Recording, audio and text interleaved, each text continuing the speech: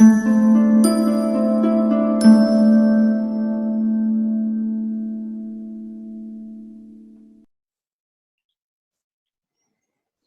right, so let's start then.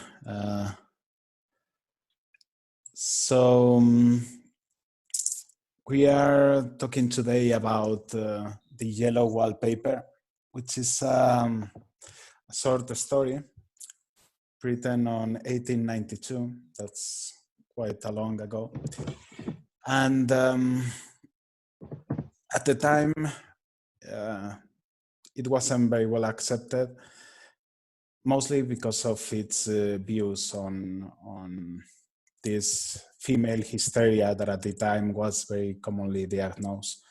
At the same time, more or less, that this story was published in the States is when Freud was prescribing to the ladies of the high society in Austria cocaine for their hysteria.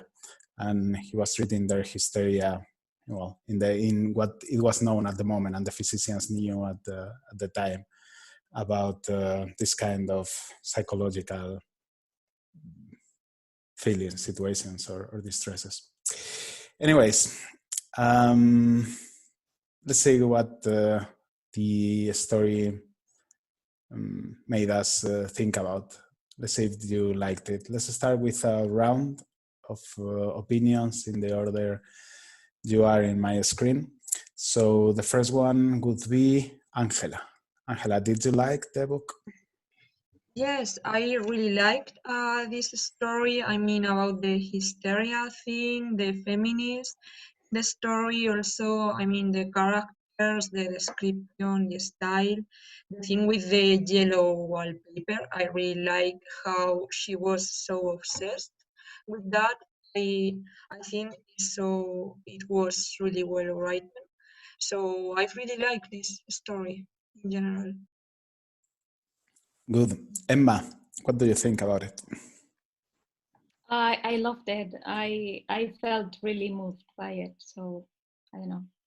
I think it's very interesting. Yeah, and it depicts very well the way we feel as, or we have felt as women, in terms of being misunderstood in a world which didn't make it easy for us in certain domains. That's what I felt. Yeah. Thank you. Asa or Asa?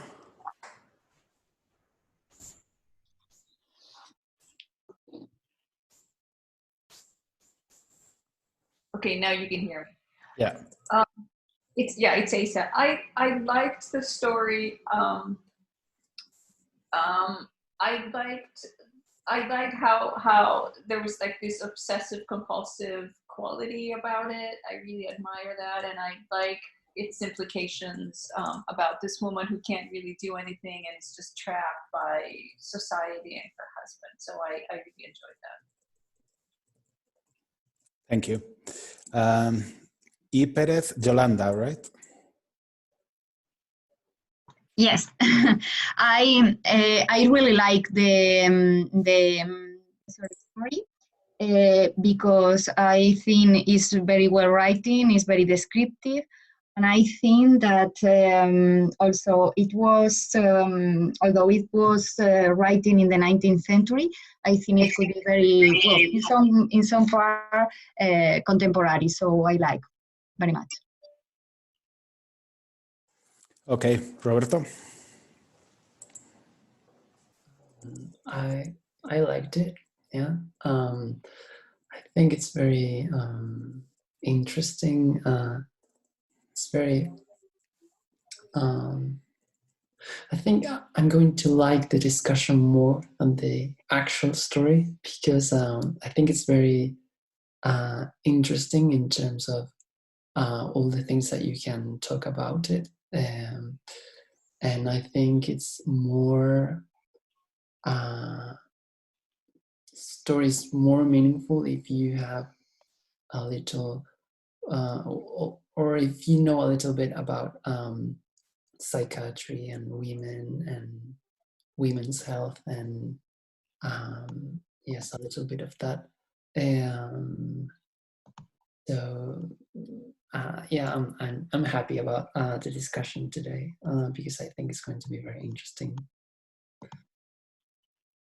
Yeah, me too. Jessica, what do you think? Yeah, I love the story.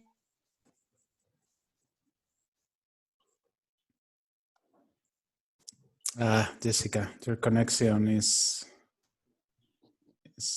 failing again, it seems. Like we can't hear you right now. We couldn't hear anything you said. Could you repeat? Can you hear me now? Yes. I love the story, which is saying a lot because I don't really like short stories. I prefer novels. The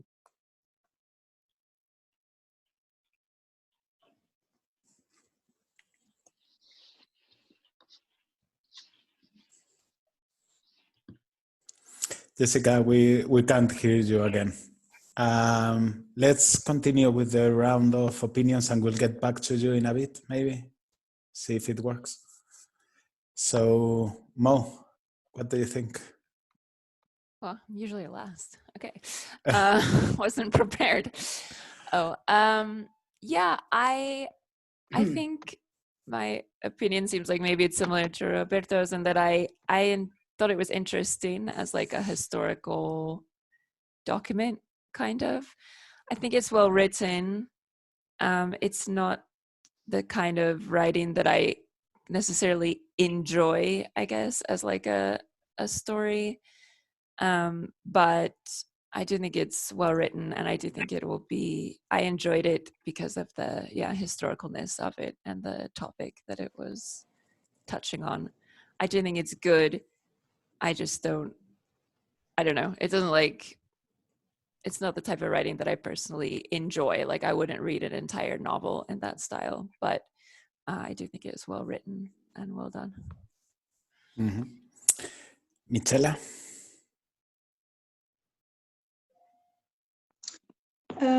I liked it. I thought the story was well written. I liked the development of the story, how it begins and how she changes during the story. And I find it very interesting. Also, the way she justifies things because her husband has told her that doesn't really seems right to her, but since the doctor told them, then they must be true. So it's continuous effort. I don't know, I like the story. Mm-hmm. Okay, Carlos? I find it interesting. I mean, the way it describes the way it goes crazy, and that part I thought it was well done. The part on the describing how they treat the woman. I mean, at first it was something I already knew, so it was interesting. At the end, I got a bit tired. It was like, okay, I got it, move on. Like we know it, we did do it, continue going. But then after I read it and I investigated a little bit about the author, then I found out it was so long ago. Then I understood that was the reason. Maybe it was back then it was more necessary to emphasize. So I mean, I liked it, but I found it more interesting the topic than the enjoying of the reading. Actually. All right, Eloisa. I like the story. I think it's well written. I think it describes very, very well how she starts the press and how her obsession is getting worse and worse, and until the end, then she becomes crazy.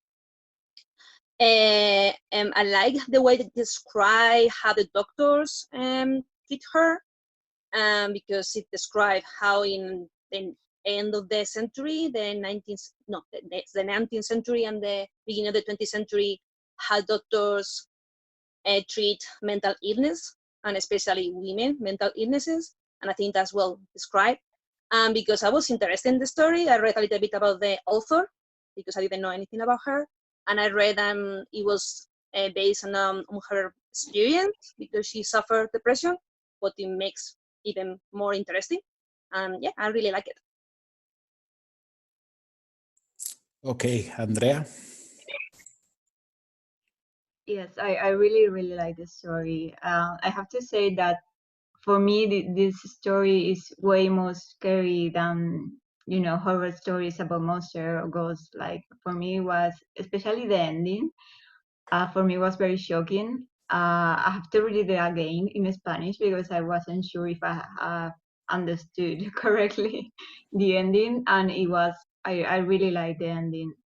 And I have to say also that I really like the way the author like expressed her critique about the way women were treated back then.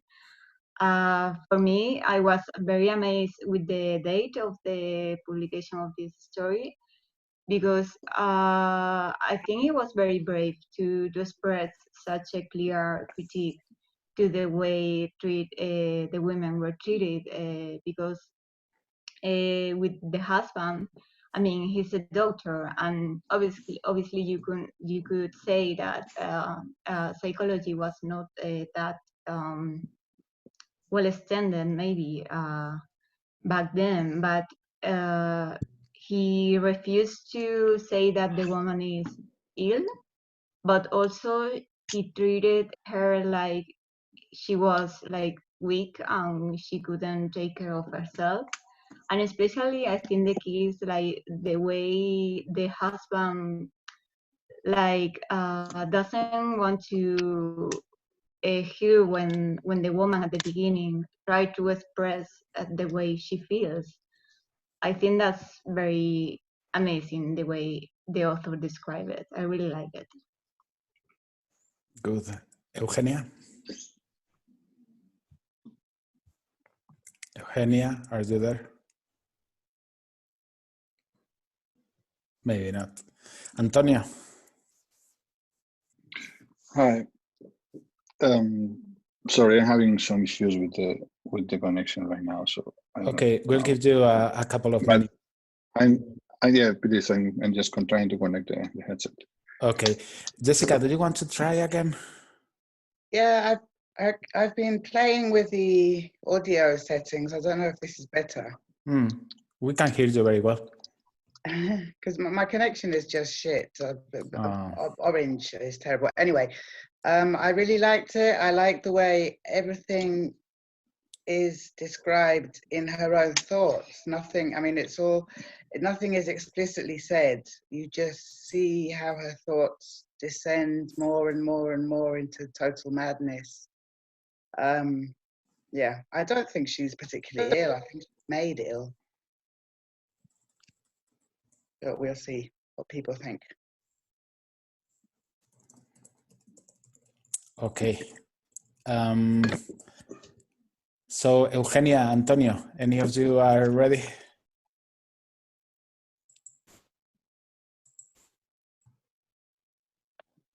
No. Sorry, you're asking to me? Oh. Yes, Antonio. Okay, good. Yeah, I mean, I think it's been quite an interesting reading. Okay, I think it's been somehow some claustrophobic atmosphere that the author is describing in the story, and I don't know. I think it could be somehow feeling like in the person, feeling inside the head of the main role of the main character. Okay, but also I was quite comfortable in the descriptions, feeling that I don't know, it's a dual sensation, you know. But by one side, I was comfortable in that situation, but by the other side, the situation was very claustrophobic, and at the end, of course, when everything is coming out, you realize what's this uncomfortable sense that you are also feeling. I have to say I agree with Andrea that it's a horror story. It's absolutely horrific. Yes. It's quite gothic in a sense, and it's for me it was a horror story. The way that it describes the path into madness, for me, it's awesome. It's the best part of the story. It's so gradual, so progressive, step by step. How she discovers little annoyances, little details in the wallpaper that drive her mad slowly in a spiral, in a downward spiral, until she becomes at the end on that amazing ending, completely crazy. It's impressive the way it is described, because you can travel with her into her madness. I like how it describes how trapped the women of the era at the time were, not only in regards to the authority of others in general, like for example doctors that are supposed to know everything about your health, which is somehow something that happens today and it's understandable, but also a patriarchal structure that condemns them to not have agency or to do whatever they feel that they want to do, because they have to follow the indication of their husbands, brothers, fathers, whatever. I wanted to hear at this discussion women's opinion on this, because it's the kind of inside perspective that may throw some light into what is happening here. Someone mentioned that the author had psychological problems, some troubles with depression at the time, and the idea of this story came because she wasn't very happy with the way that her doctor had told her to cure her hysteria, or whatever it was called, because they recommended rest, not doing anything, not working, not doing exercise, not basically what is described in the story. And the author discovered by herself that what was healthy for her was exactly the opposite: to be busy doing stuff, to do exercise, to go outside, etc. So she wrote this story in the hopes that the doctor would see it and actually change his mind. She also met, which at the time was the first doctor in the United States or something like that, I read on this field, which was a female doctor, who were more prone to understand her and to think that the previous ways of treating these illnesses were not correct. So we had a story in the middle of an ideas battle, not only feminism against a patriarchal society, but also medicine, scientific discoveries and advance, which of course everybody's blind until the truth comes out there, because we know something as humans.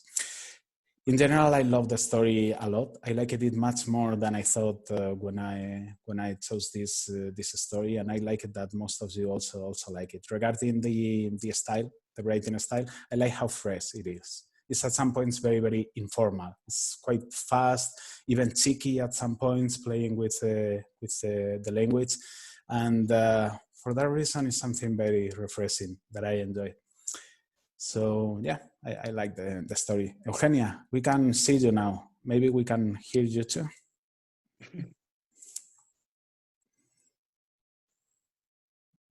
You can hear me now?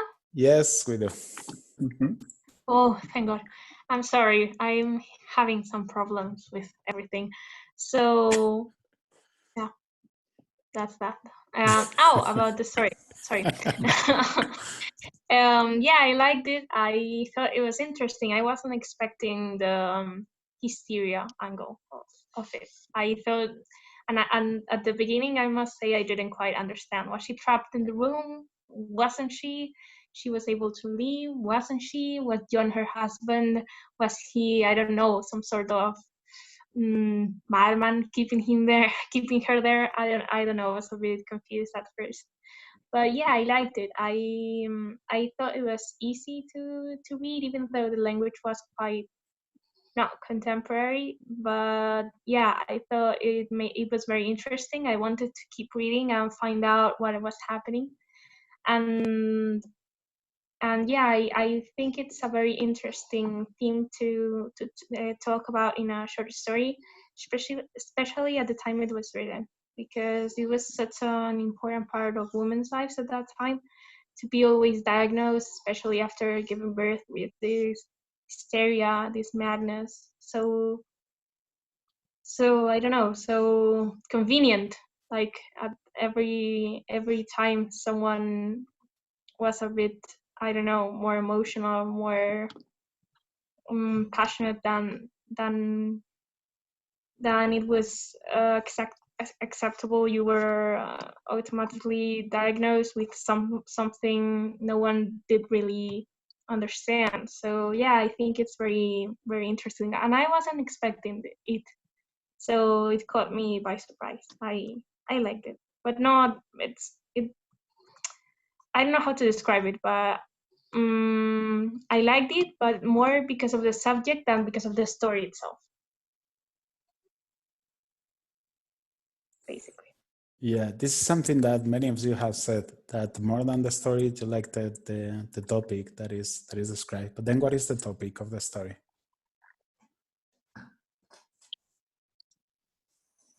What is it about? Well, there's this suppression of let's say the feminine, the feminine, I don't know, emotions, expression, the desire to be active, to be seen. It's all suppressed, which leads to a life of frustration, which, if it goes too far, in this case, the poor woman not only has to contend with the patriarchal society, but also with science, the two things in her home. If it goes too far, she can't get her frustration out anyway. And she's also a writer. She's not allowed to write. She's not allowed to do anything. And this causes more harm than was originally there. It's this suppression of the suppression and even augmenting of this frustration. And of course, the woman herself doesn't understand what's wrong with her, because nobody's there to explain it, and they won't let her explain herself, basically.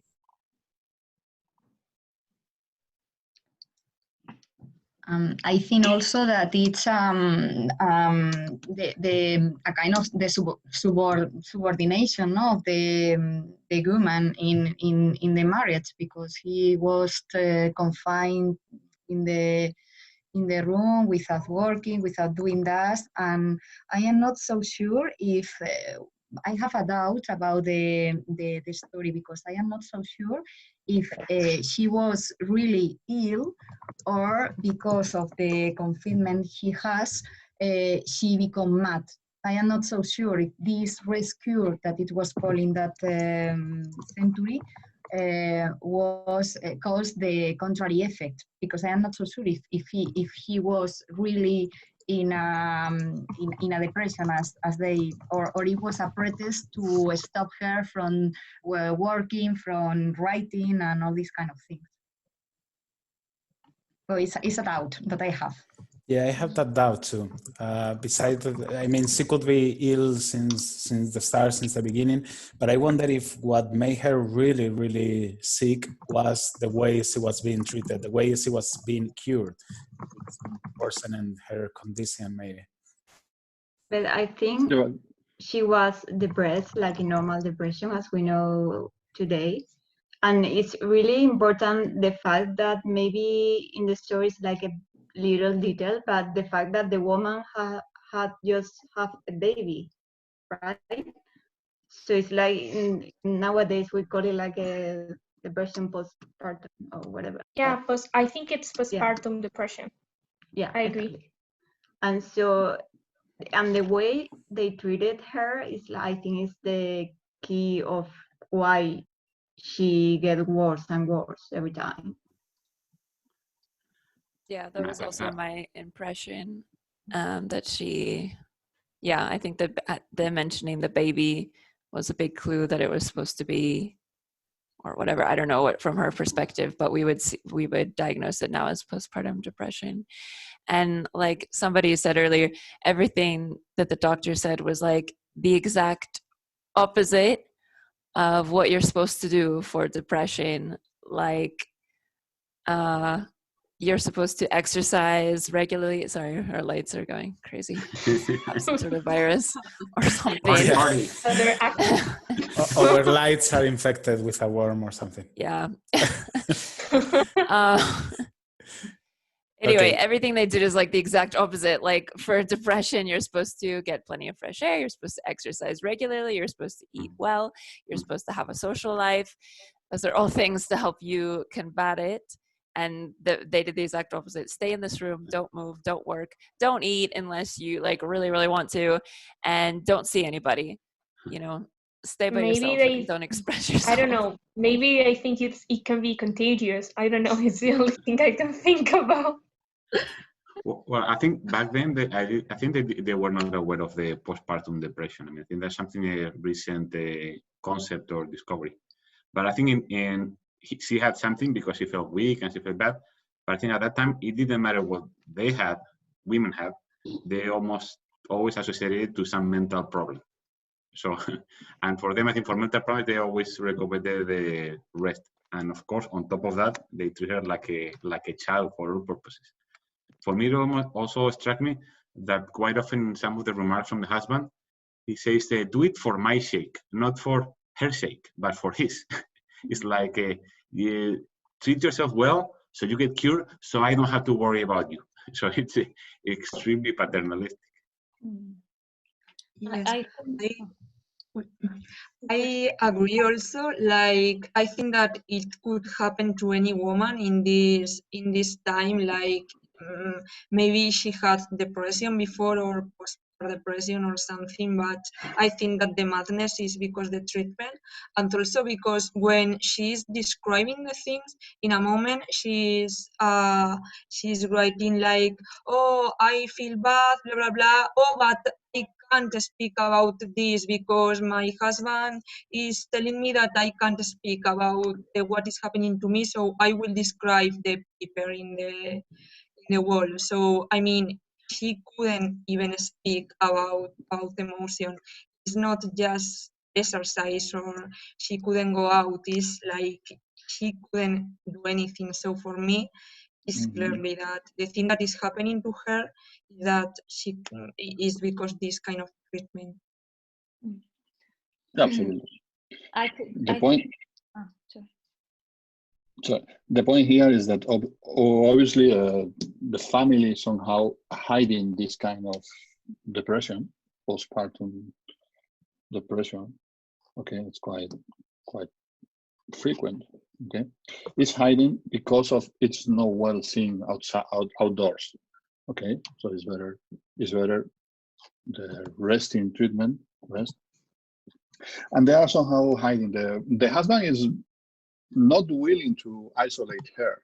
He thinks he really does the proper thing, but because of obviously the lack of knowledge, he's trusting the doctor who is giving them the recommendation. But in this kind of treatment, you know, isolating the patient in this kind of depression is quite not a good idea. Okay, because it can allow the patient to focus on how bad she is. So we go into a sort of snowball effect, okay, and that's what is driving this lady towards almost a psychosis, because he's finally focusing on some things, you know, the kind of pressure this atmosphere she's creating inside her mind is also driving her towards the end that is obviously a bigger illnesses. And not only psychosis, also you know the depression is somehow making the psychosis even growing faster. So that's a consequence of how the medicine was at that season. Okay, talking about early years.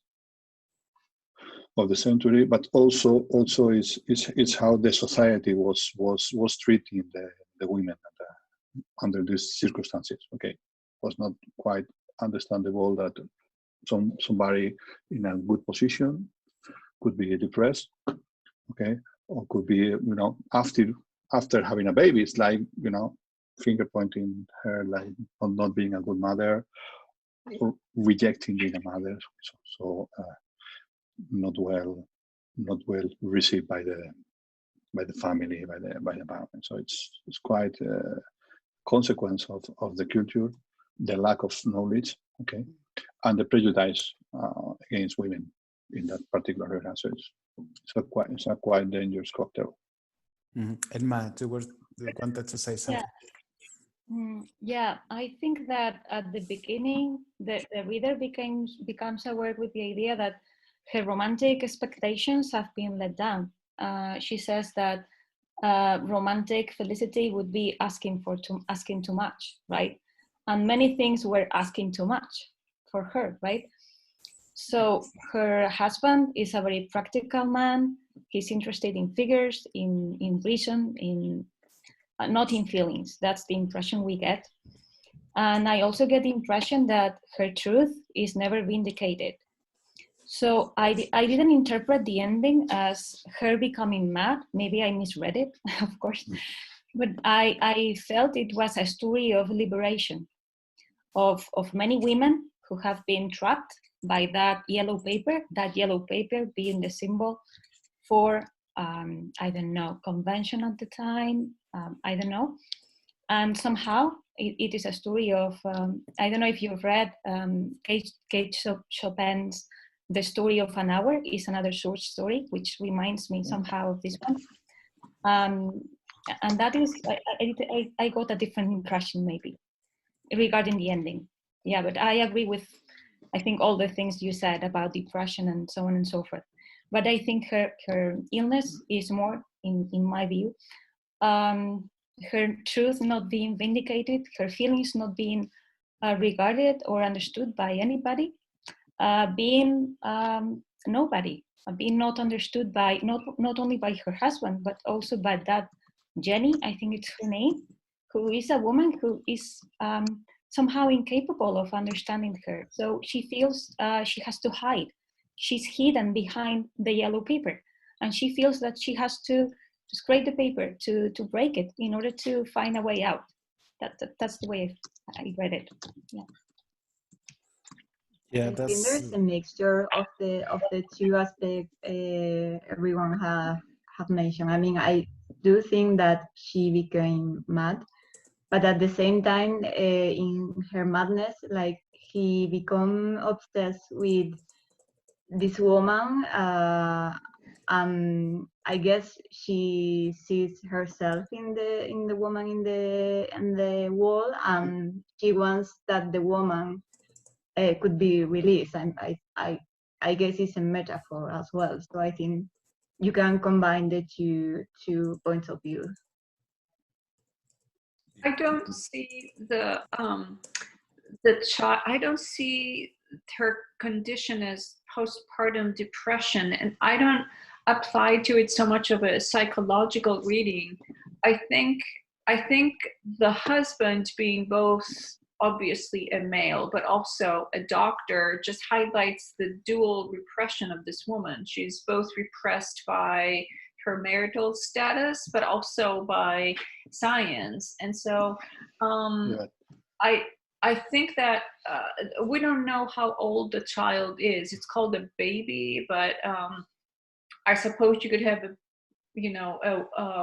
9-month-old or even a 1-year-old that's still called kind of a baby.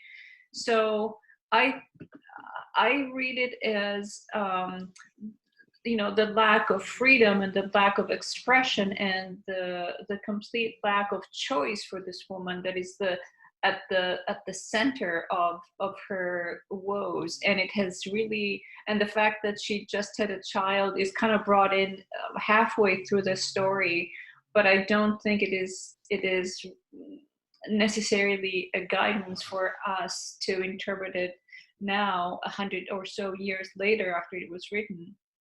as the reason for her feeling the way she feels. But if I currently understood, I have read that it's I think it's based on his own biography, no? I think autobiography, no? Because it's something that happened to her, if I understood, because I have read so. And I think that it's a critic of the doctor, no, who prescribed her to do that. So for me, another important value of this short story is that based on a true on her own life. So for me, it's surprisingly that it could happen that way, but it's true. No? Yes, it's based on her own experience, and she wrote the story for a reason. Sorry, there's two things that I forgot to mention at the beginning. The first one is that the discussion is being recorded, as all the recorders that we are doing online during this period. The idea is to do whatever with the videos later, make a compilation of discussions during the quarantine, or make a compilation or short cut scenes of different discussions for the club, or whatever. If you are not okay about this, just let me know and I will stop recording. That's the first thing. The second thing is that Zoom allows to raise your hand. I see that several of you have raised your hand. In case you don't want to interrupt or jump into the conversation and you prefer to raise your hand, I will see it and then I will give you the order to speak. So, Carlos, I think you are first. Thanks. I just want to comment on somebody commented on that maybe it was some sort of a liberation for the main character. I mean, my feeling is that the whole point of the story is to show that this type of treatment is first of all is horrible. I mean, it makes people feel really bad, and second that it doesn't work. And so for me, the understanding of the ending is that she really turns mad because of her stay at the room, because of the way she's treated. And I mean, I don't see that as a liberation. And an additional comment, I feel that now we see it and we interpret it that maybe, well, many people this way, but maybe 120 years ago, people read it, male readers especially said, you see, she was mad. So maybe even they blame her for it. But I mean, nowadays, I think we see it completely different. Okay, Antonio? Yeah, I've been doing some research in my university notes, because for a long time I haven't been working as a psychologist. So. But yeah, there are two different figures, two illnesses reported in the latest DSM. Yeah, one is the postpartum depression that everyone is familiar because it's quite frequent. I've been getting my notes. 7 out of 1,000 mothers are suffering this kind of depression in different levels. But it's also quite relevant that 2 out 1,000 women, mothers, are also suffering postpartum psychosis. That is also a recognized illness by the medical records in the DSM. It's quite interesting that in many cases, there are pre-existing situations in the woman that can lead to that. Okay, there are different theories. One theory is that also the internal hormone balance could be affecting. Okay, but obviously the treatment just doing nothing or isolate the patient, particularly talking about depression, is not the way. In front of a depression, you need to give the patient tools to deal with the depression progressively in different stages. And that's what the author was particularly criticizing in the she herself suffered the depression, as we can see in her biography. I don't know if it was postpartum depression or any other kind of depression. And she was also criticizing the one specific doctor. I saw the name the other day when I was digging into the Wikipedia, but for that. But she was criticizing this other doctor because that doctor was not only treating all the patients in the same situation, but this doctor was building some sort of hotel or clinic to make big business with this situation of people that obviously is not really helpful. From the modern approach has been absolutely deprecated. Sorry to jump in. Can you repeat the percentage, the rate? Because you said 7 per 1,000? Because I thought it was quite common. 7 per 1,000 is the postpartum depression, the postpartum psychosis. That is, in my opinion, the main character is ending. Is 2 over 1,000. Okay, I thought it was much higher. Yeah, me too. I don't know why I had that impression. Michela. No, it's in the. I can give you the link if you want. No, I'm not arguing. I was just saying that I just had a different expectation. Yeah, it's surprising. Sorry, Michela, you had your hand. Antonio, sorry. No. That obviously these are the percentage of illnesses. Okay, because what do we call a depression? Maybe it's different than what doctors call a depression. Okay, when there is a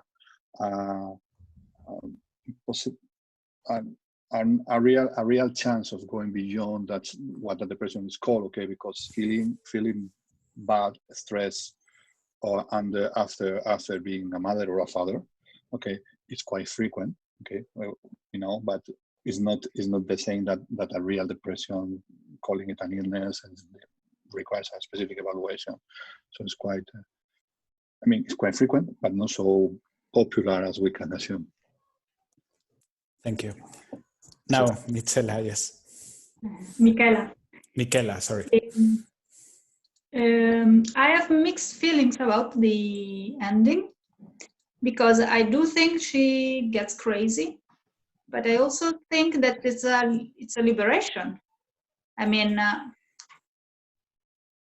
there are two things. One, she really feels free. What she describes when she gets mad is that finally she can walk, and she walks over the body of the fainted husband.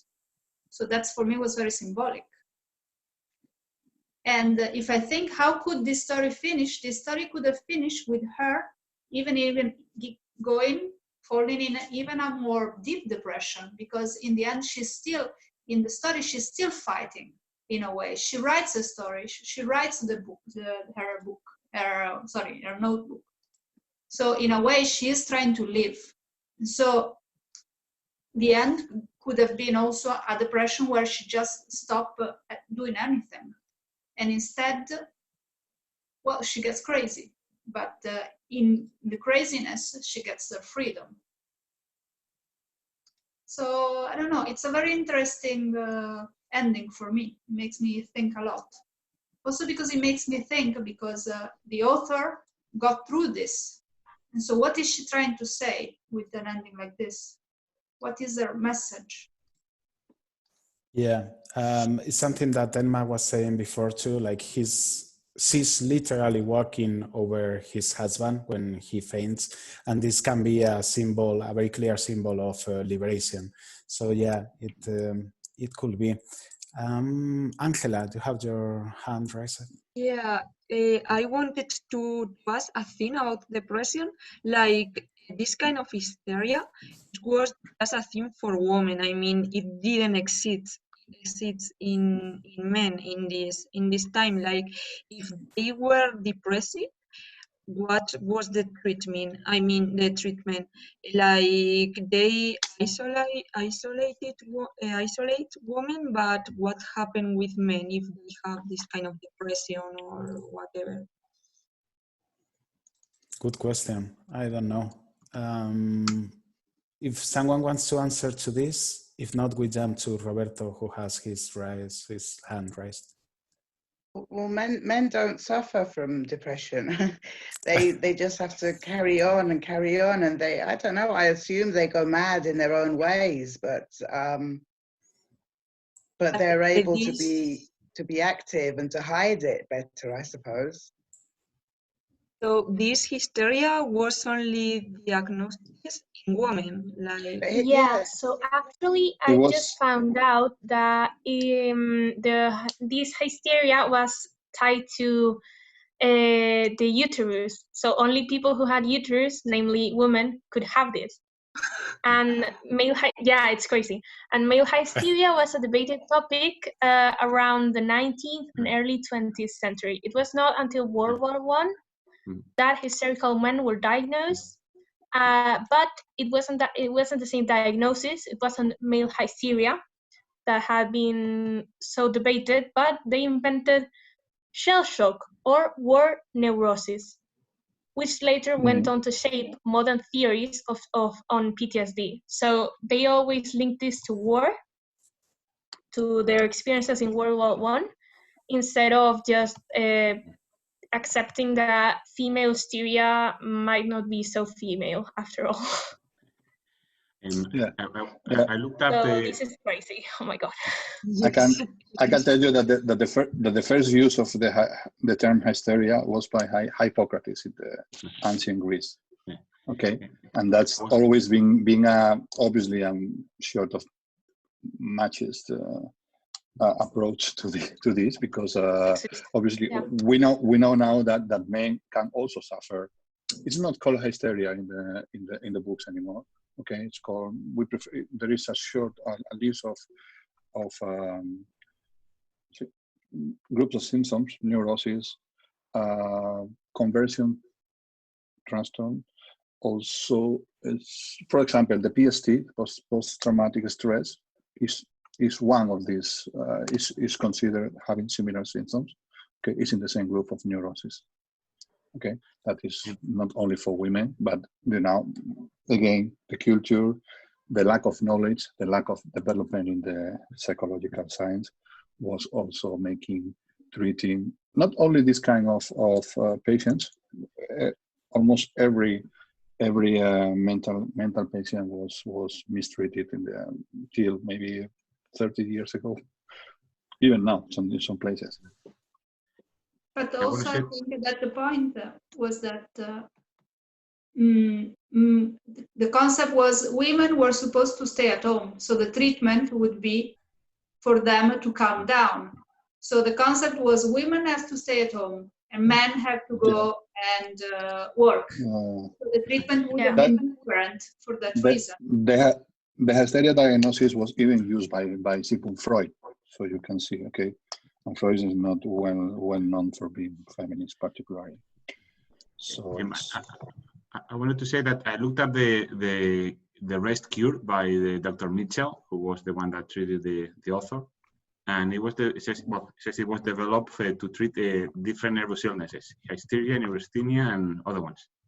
And it was widely used in the US and UK, but prescribed more often for women than men. So it seems that for men it was also prescribed. Mm-hmm.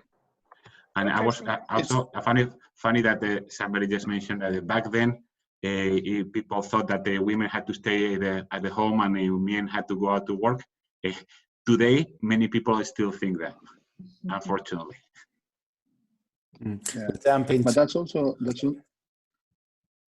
sorry, Antonio.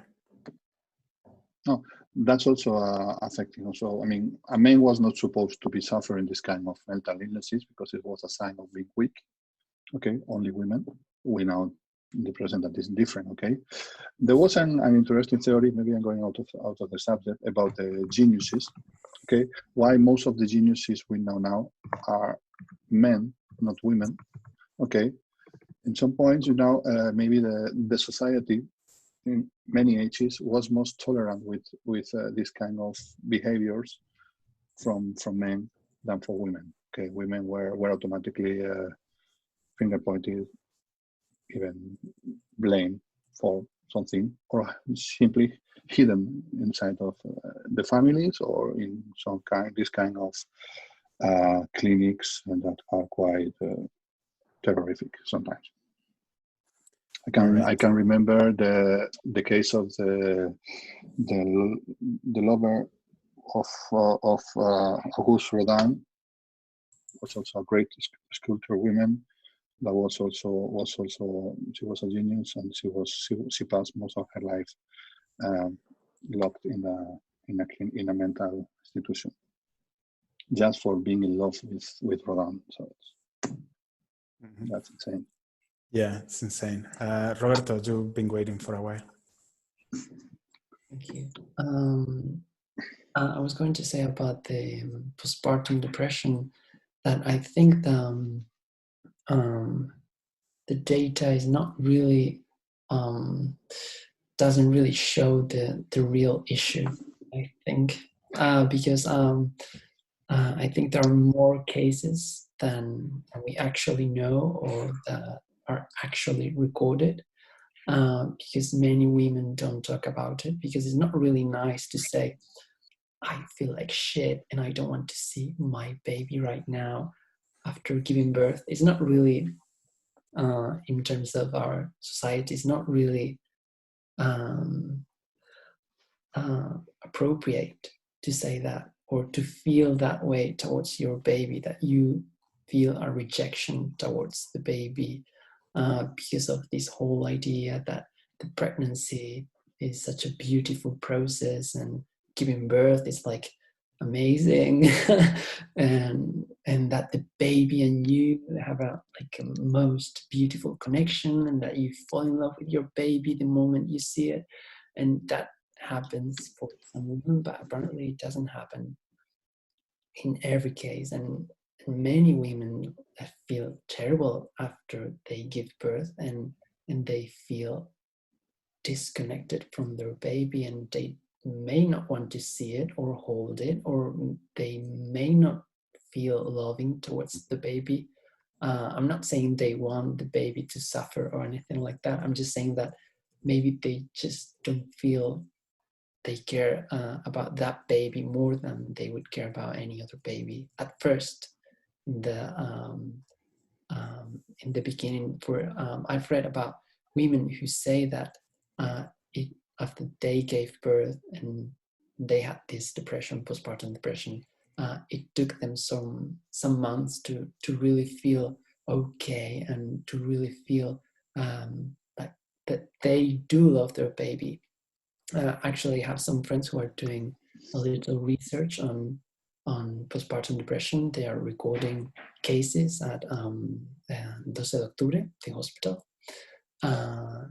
And I think it's very interesting. And I don't think the story is really about postpartum depression because it's not really that important, at least the way I see it, because she does mention the baby, but it's not really how she feels about the baby, the whole story, and or anything like that.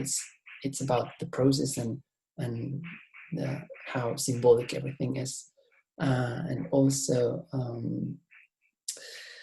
I think it has a lot to do with how women are treated in terms of mental or psychological suffering and also physical health. Like she says how I don't remember the words, but the idea that her husband knew best and that she had to do what he was telling her because he was her husband and also a physician. And I really liked how she used kind of like this irony, like not really the character, but the writer, like how she said, oh, he's so loving and he says like, don't really think about those things and all that, and he loves me so much and all that. So I think it felt kind of irony to me, not from the character but from the author, how she was criticizing all these ideas like your symptoms don't matter, your experience doesn't matter, just do what you are told to do by doctors, male doctors, because well they were males, most of them, and yeah, that's it. Thank you. Andrea? Yeah, I wanted to say that I find really interesting the history of the word hysteria, but if you think about it, nowadays it is still hysterica, it is still used mainly against women, so maybe some of the aspect of the idea hasn't disappeared quite completely. And about the story, obviously there is like a very important feminist element in it, but you can read it as well as story about the importance of mental health, because the husband is like, he says like literally that the woman is improving because her physical condition is improving, and she eats and she's stronger, and that's not the case at all. So that's a very interesting aspect as well.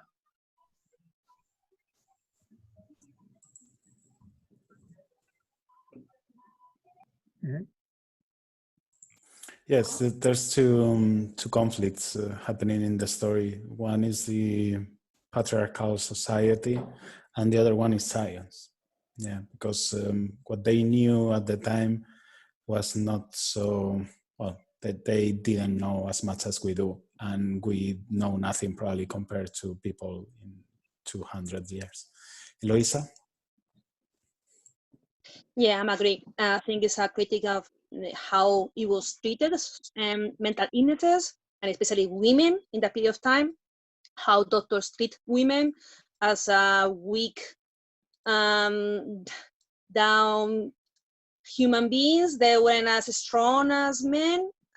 Also, I think that it's a critique to society, how women were oppressed to express their feelings, their emotions, to do things. And I read this because it's based on her life, on the author's life.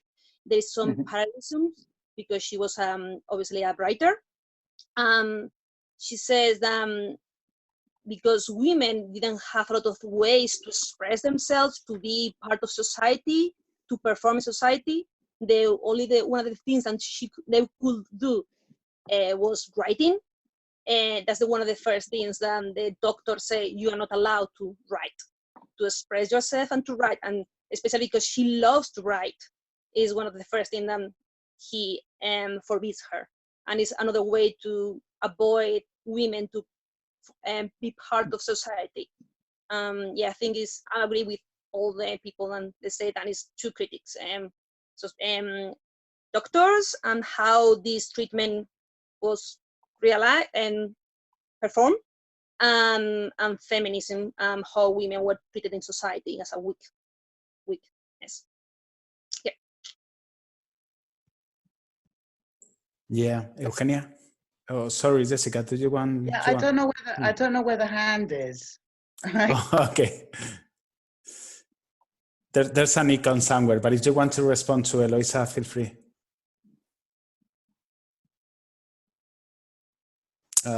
We can't hear you again. Do you want to try again, Jessica?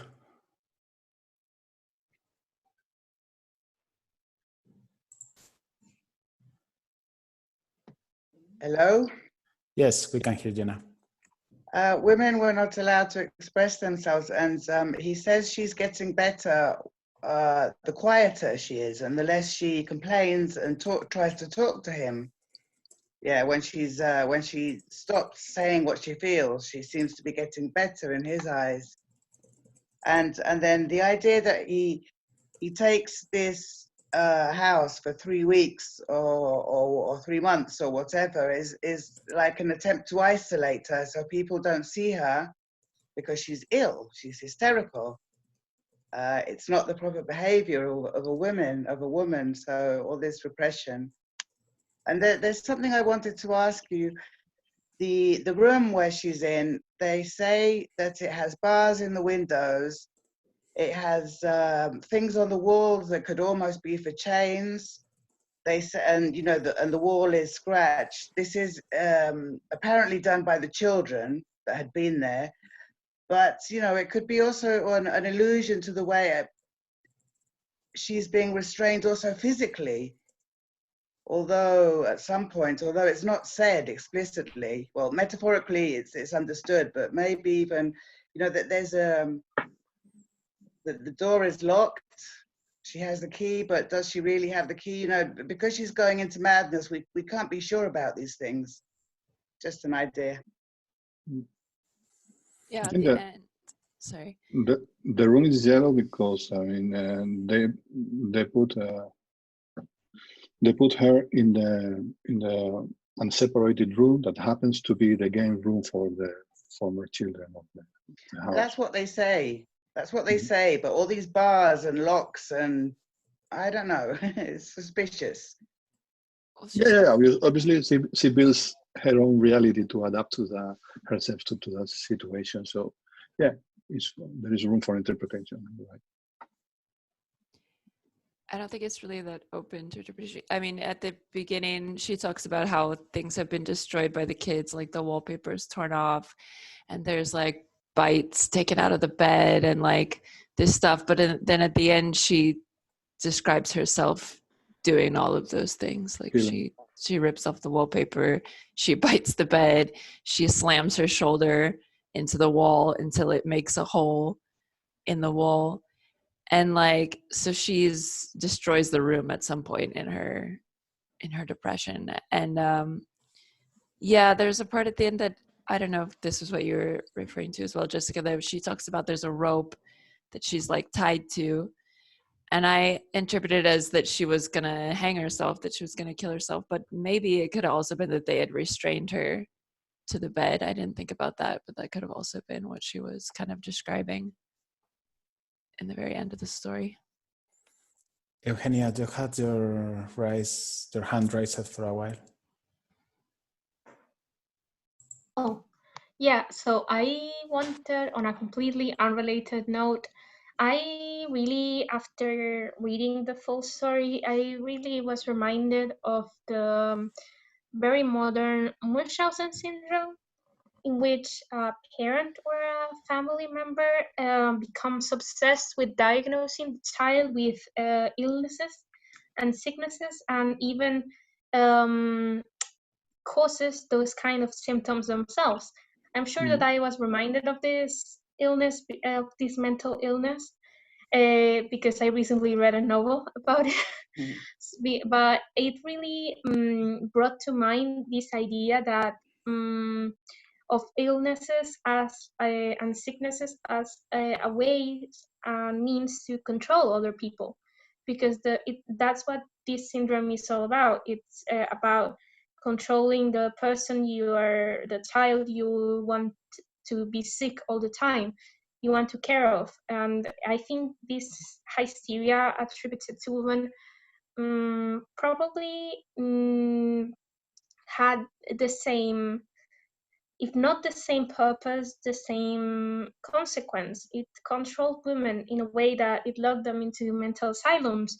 It prevented them from being seen as coherent and of a sound mind. And I think it's very, very scary how an illness that maybe doesn't really exist, because in some cases it may be postpartum depression, but in many other cases it was just expressions of female sexuality, female emotions, and normal emotions. But I think that it's a very dangerous thing to do, to use such things as illnesses as means to control other people and make others reject them and see them as ill just for expressing emotions or different ways of thinking. I really, that's why I really was reminded of this syndrome, because I think the end result is the same. Your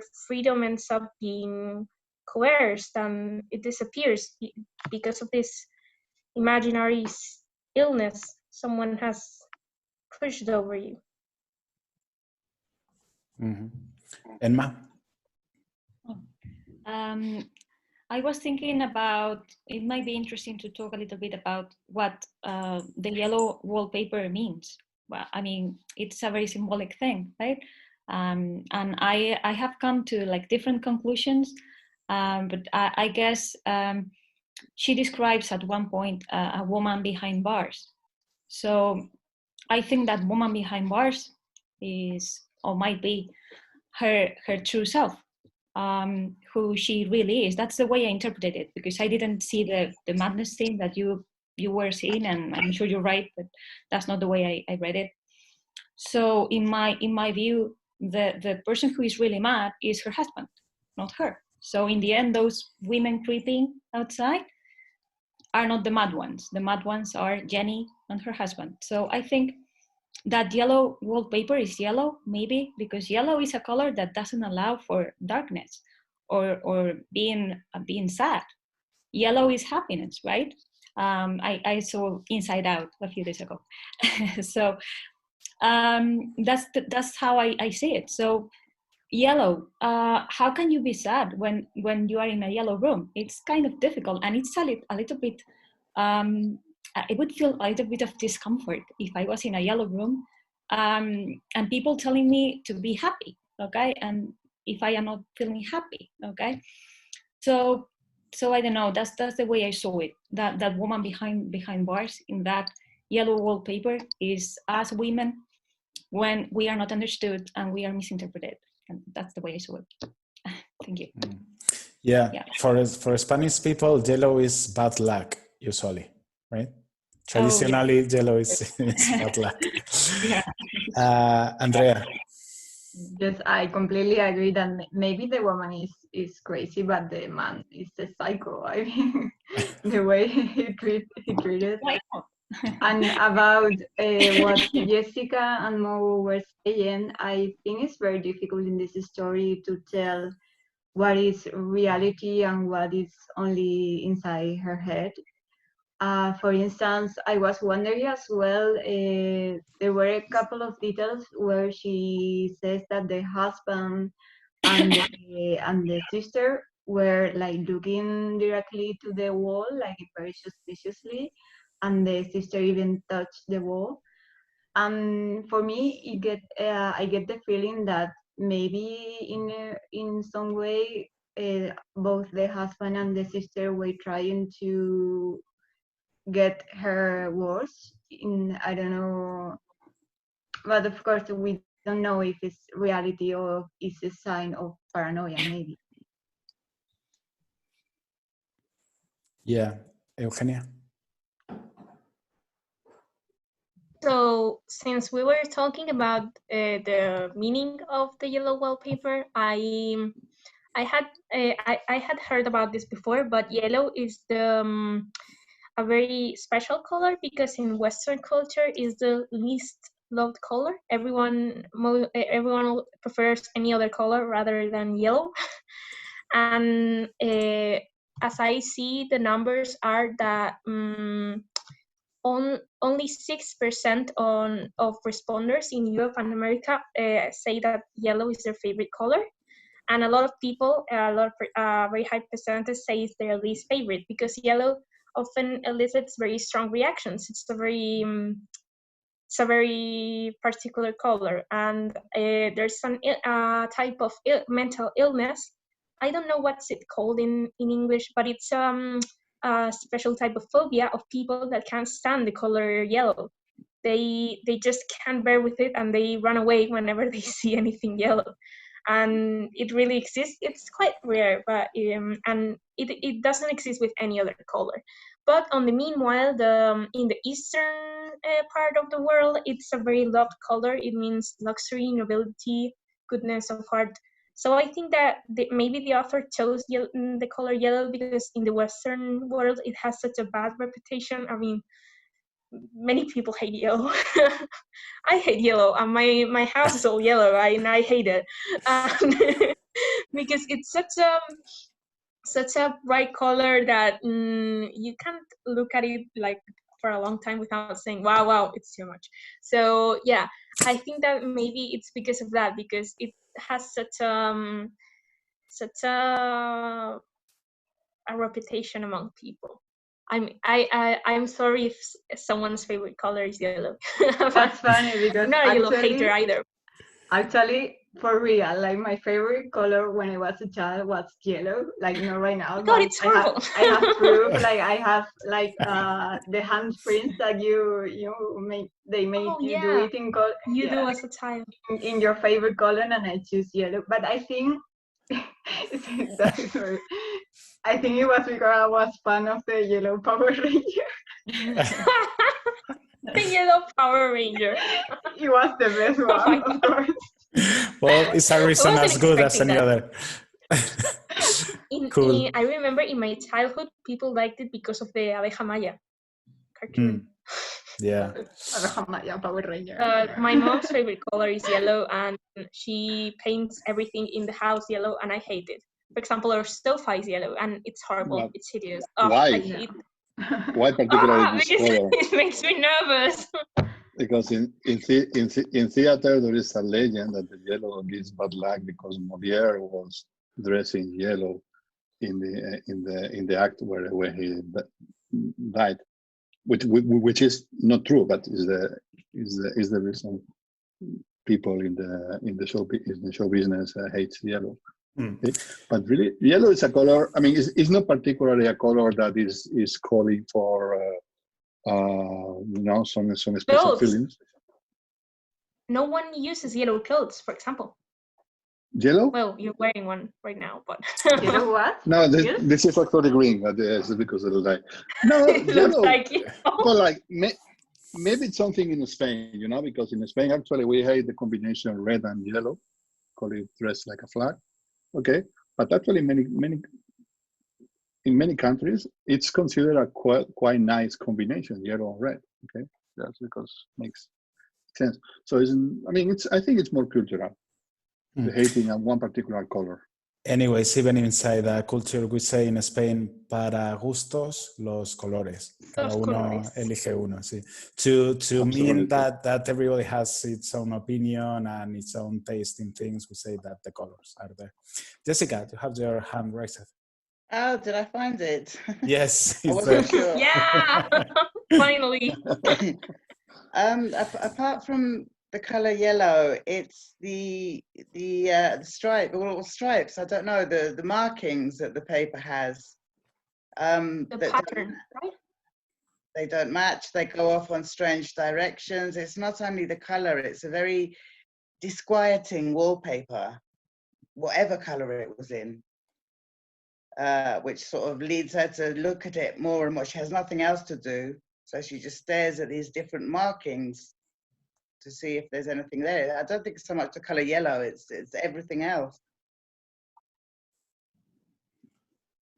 Yeah, I agree. She has too much free time trapped inside a room, and whatever it was in the world, she will have seen something weird about it, or maybe she will have become obsessed with it, even if it was red or blue or white.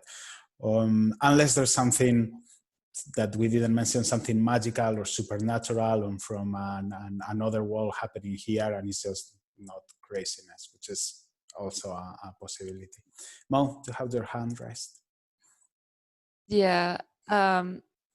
For me, like, I don't know, I don't know if if the author chose the color for any specific reason, or if it could have easily been the green wallpaper, the blue wallpaper.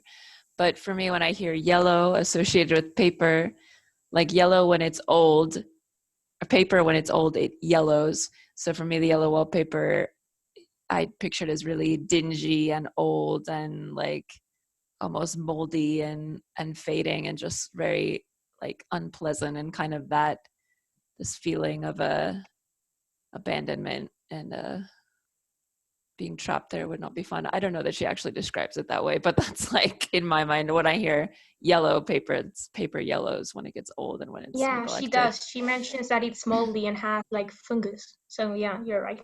You're totally right. I haven't thought about that, but there is not like something like color therapy or something like that. Yeah, there is. Don't know. Like aromatherapy. I don't know. Yeah, there is. No, in fact, there is. Don't know how Color useful therapy, it exists. Yeah. But colors are used, for example, in many schools, not in Spain, but in many schools, the penalty room for children is mostly painted in pink, because it has been proved that that color calms down the children.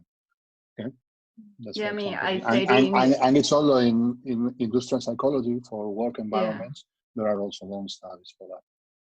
Yeah, because in the way that some colors like excite our brain supposedly, and others like calm brain. So maybe yellow is one of the bad ones. Yeah.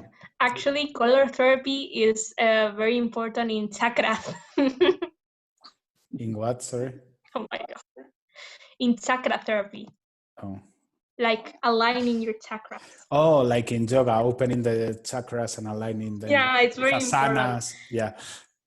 Yeah. Cool. Eloisa. Yeah, talking about the color. If you check, I don't know if they're doing it on purpose, but if you check nursery schools or places where children are playing, usually they use like bright colors, yellow, red. And if you see places where there are elderly people or places that you should be relaxed or more peaceful, they usually use green or blue. And if you believe in feng shui and all these kind of things, yes, you have to choose one color or another, because for your brain, for your emotions, it's supposed to, you can feel one thing or another. It depends on the color. I don't believe it, but okay, I think it's kind of interesting in this topic that we are talking. Yeah, if we have finished with the color topic, I would like to go back to the husband being a maniac or something, because at the beginning of the story, I got the impression very, very early that he was a very cool guy. Like, hopefully you can see my screen now. And there's this paragraph where she says, John is practical in the extreme. He has no patience with faith, an intense horror of superstition, and he scoffs openly at any talk of things not to be felt and seen and put down in figures. And that's like the 1, 2, 3, 4, like the 5th paragraph. And I was thinking, oh, this guy is awesome. Like, he has his head in the real world. He knows what he's talking about and not letting himself be fooled with a stupid supernatural or not real things, right? But at the end of the story, you end up thinking, wow, this guy is the one that is crazy. He's so obsessed, so rigid, so not open-minded to the feedback that others are giving him, especially his wife, that he's just like talking to a wall. I can only try to imagine what the wife had felt trying to explain to him stuff, and him being like, no, just no, because I say so, and that's all.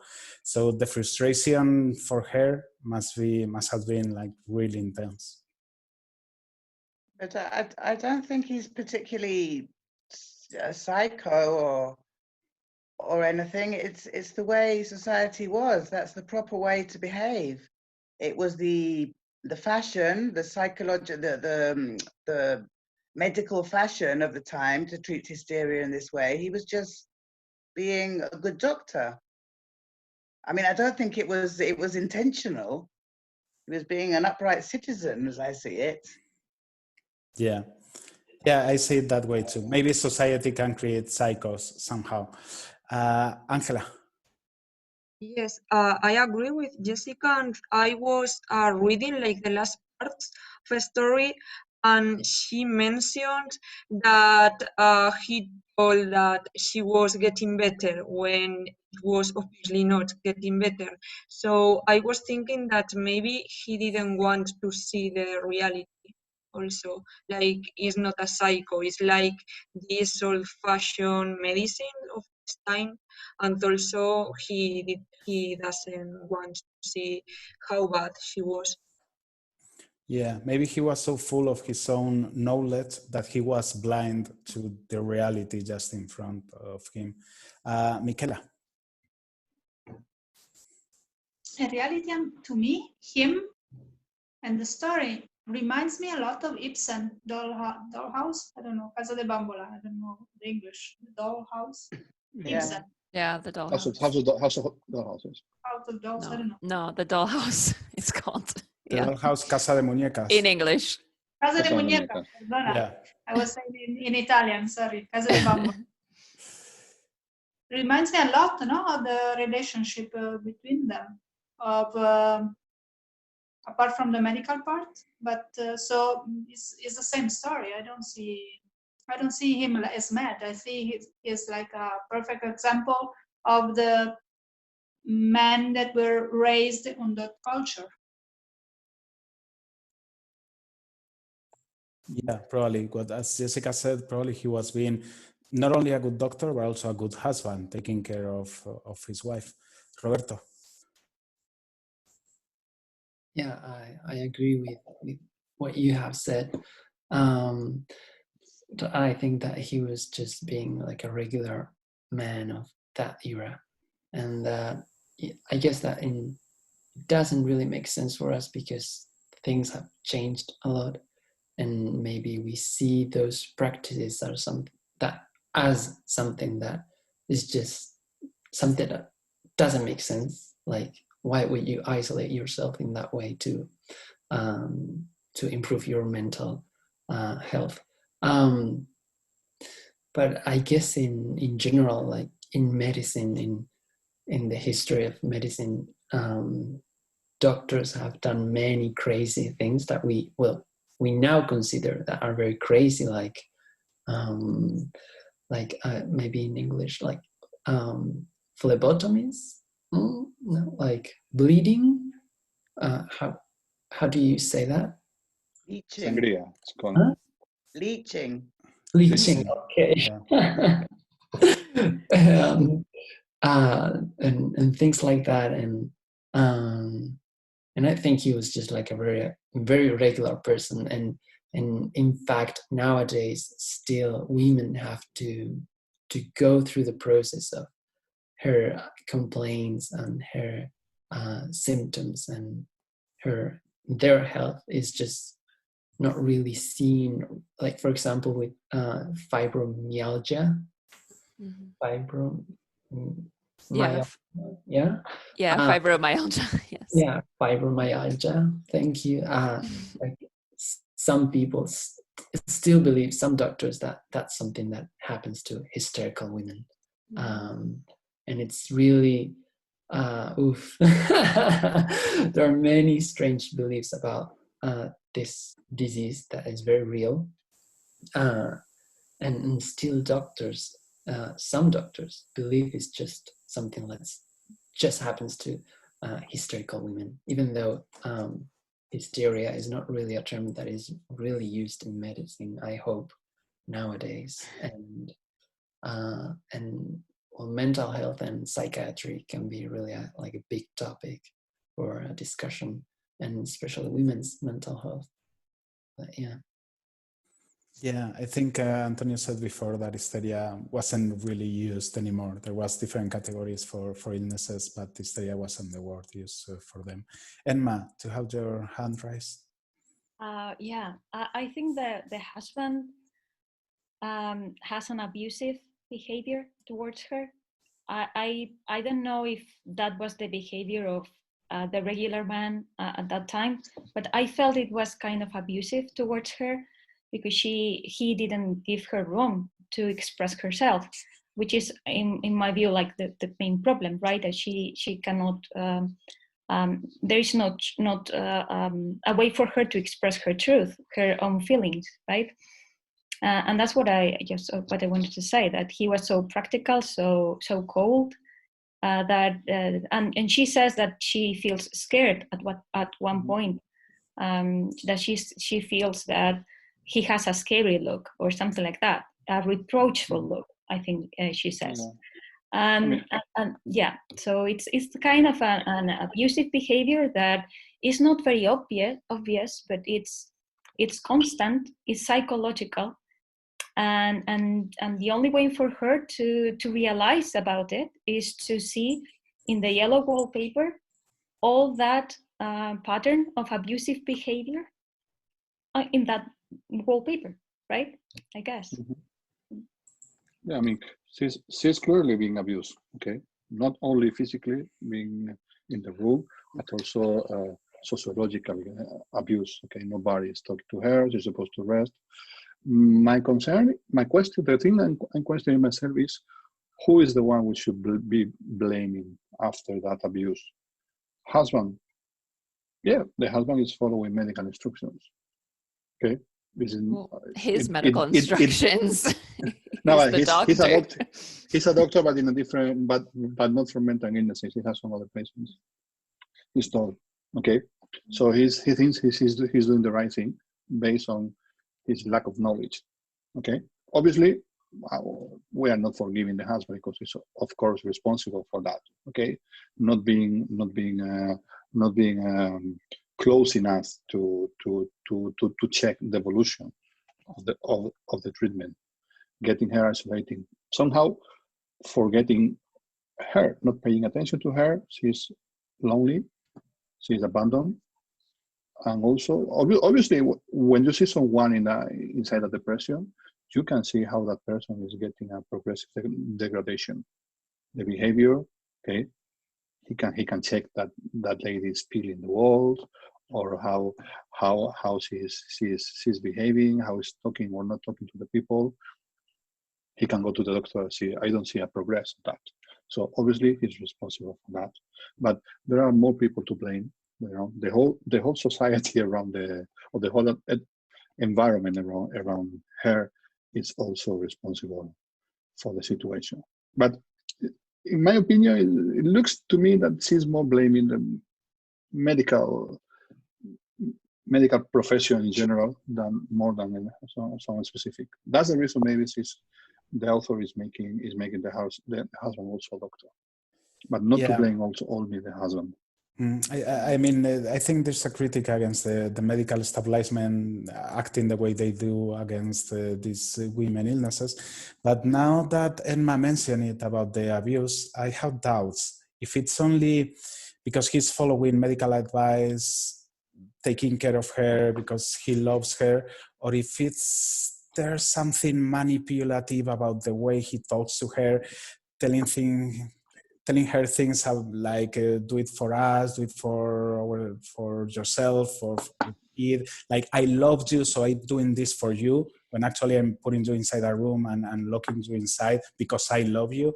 That's kind of manipulative and could be seen as abusive somehow. On the other hand, he may be just doing what he thinks is right, being a doctor. So I don't know. Andrea, you had the hand raised. Yeah, I think there is one part where she says that she has a whole schedule in her daily life made by her husband. So the husband is actually controlling all of the aspects in her life.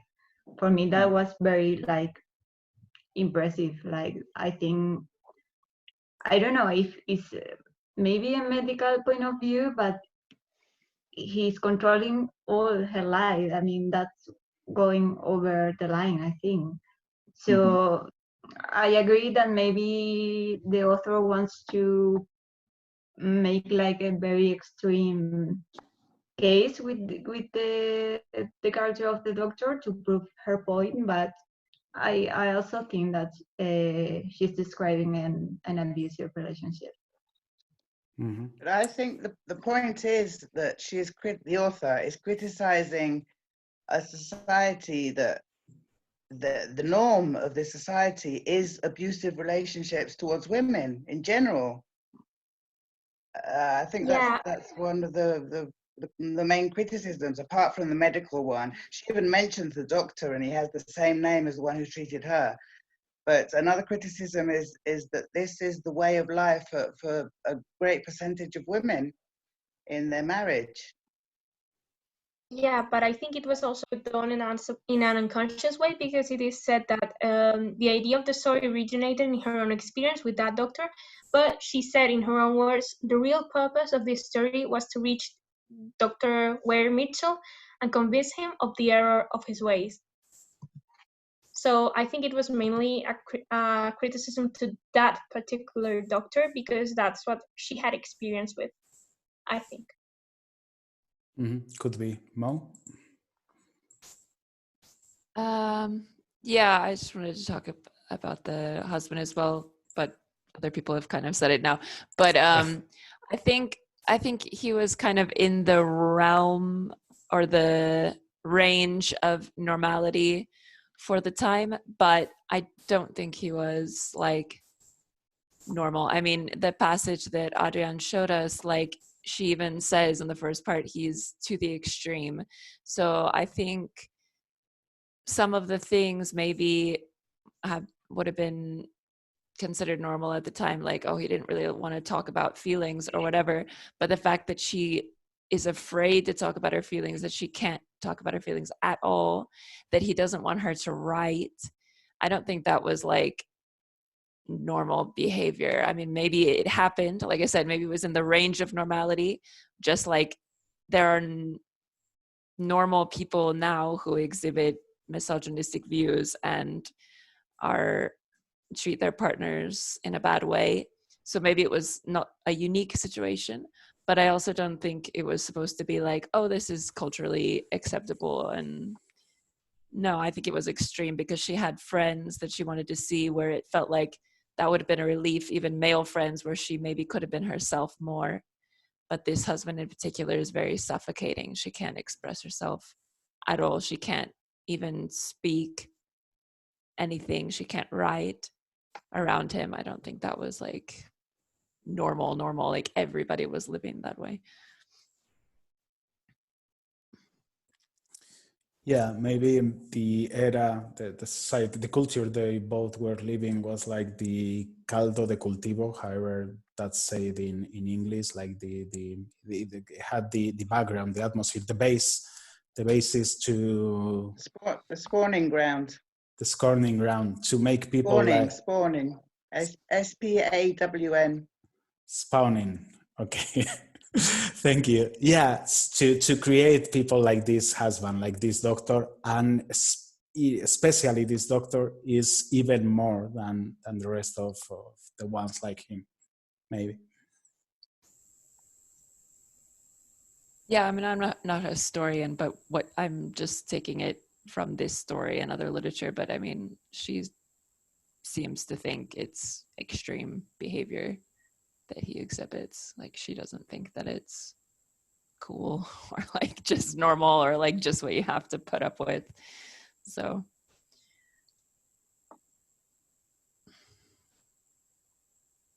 I don't know, it seems to me that the author doesn't think that women should put up with this, but the character in the story, she does. She tries very hard to put up with her husband and what he says. At least that is my impression, that she's always trying to mold herself in order to be like he considers that she should be. I don't know, I find that there is a very strong critic of the author, but not of the character.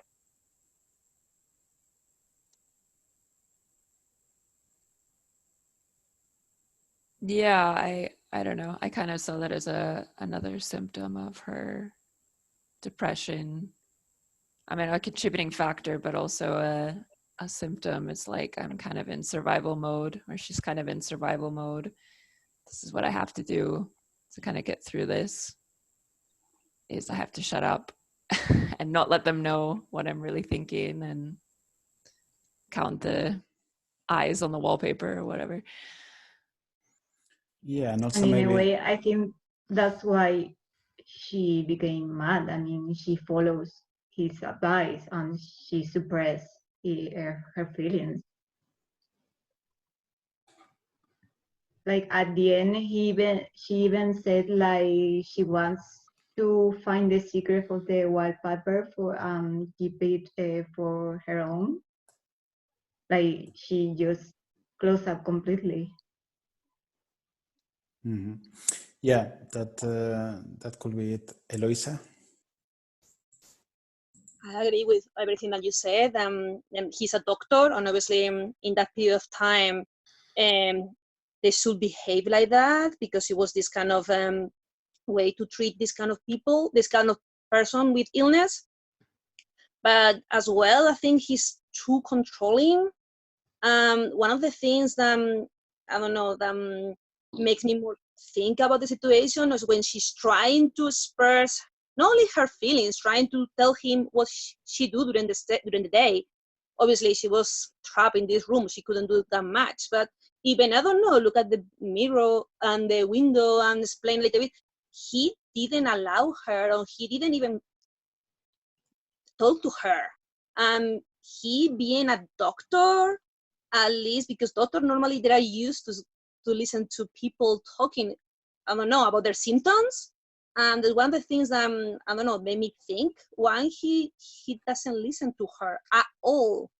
Why he's not, because I don't know, maybe if she express herself, she will be better. He will try to help her more. I don't know. One of the things that shocked me more as well. He didn't listen to her at all, and he tried to, like, no, I'm busy. No, no, don't talk to me. I don't know. Roberto? Yeah, I read a little bit on the internet, and I read that the idea was that she had to go through this rest cure. So the idea is that you don't receive or really avoid stimuli, like any type of yes, like intellectual or social or any type of information. Like you have to just be like a plant, so that in that way you heal. And I think that's well, yeah, I guess. I mean, her husband was, like a man of that period, but also the idea that you shouldn't be thinking about your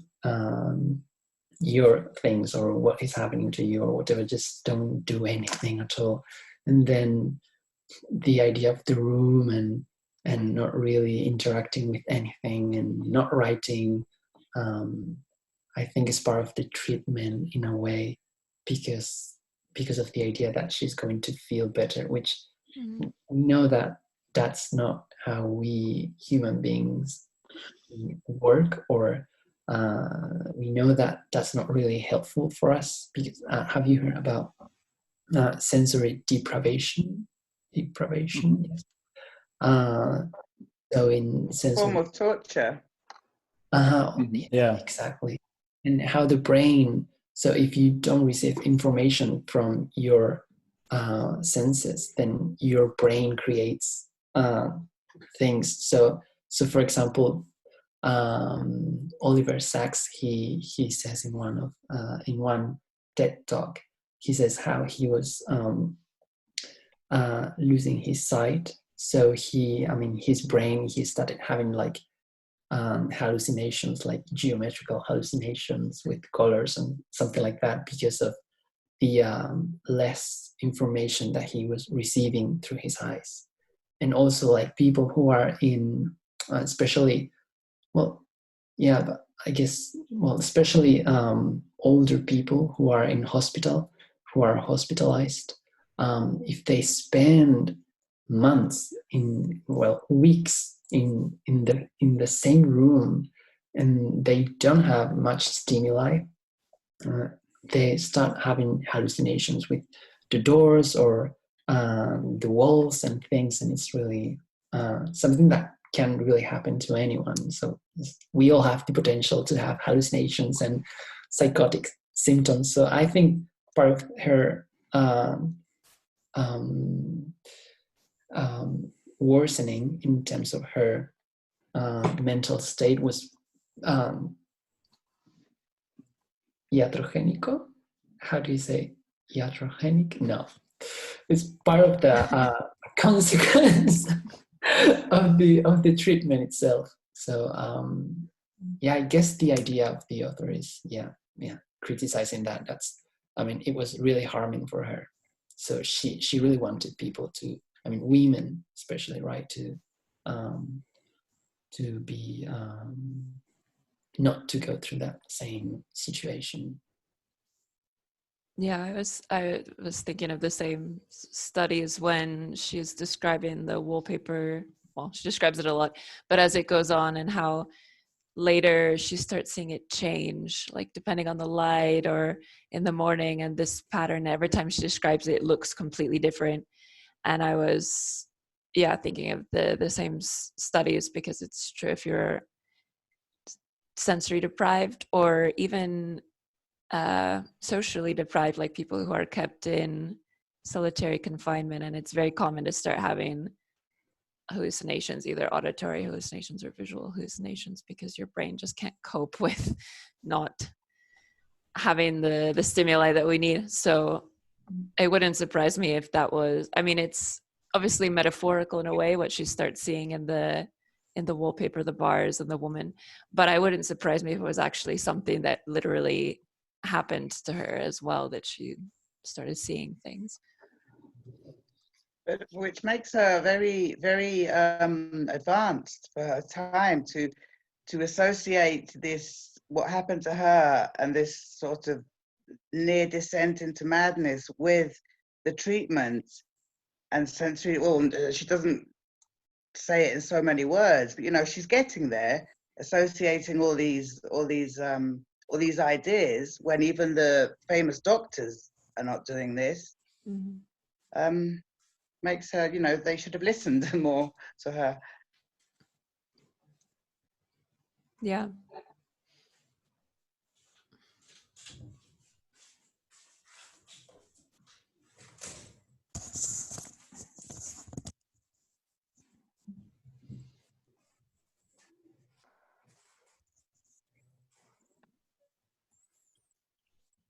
Sorry, I lost the last sentences. Don't know if you were. We are in the middle. You'll have to look. You'll have to look it up when you're recording. Yeah. I'll go to this point and see what you were saying. None of you have their hand raised, and we've been talking about the story for almost 2 hours now. Anything else to add?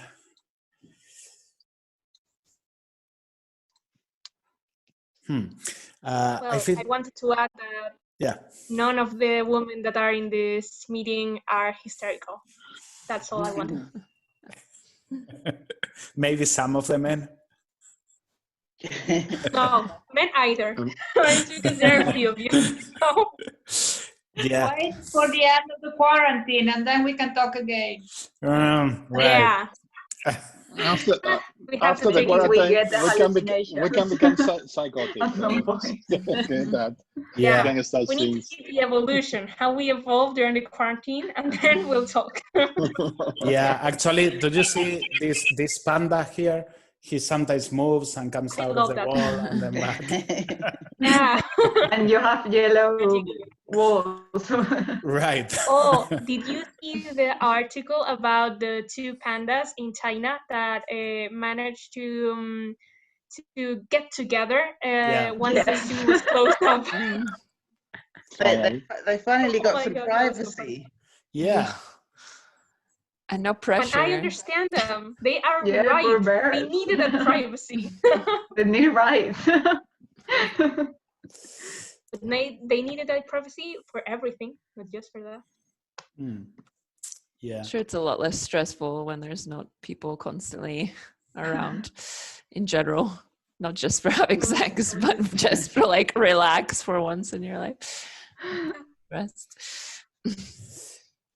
Yeah, I wanted to add about the story that I think that part of what we have seen is still valid nowadays. Maybe not the part about science, although maybe we are following medical instructions that are not correct right now, but about the way men tend to treat women.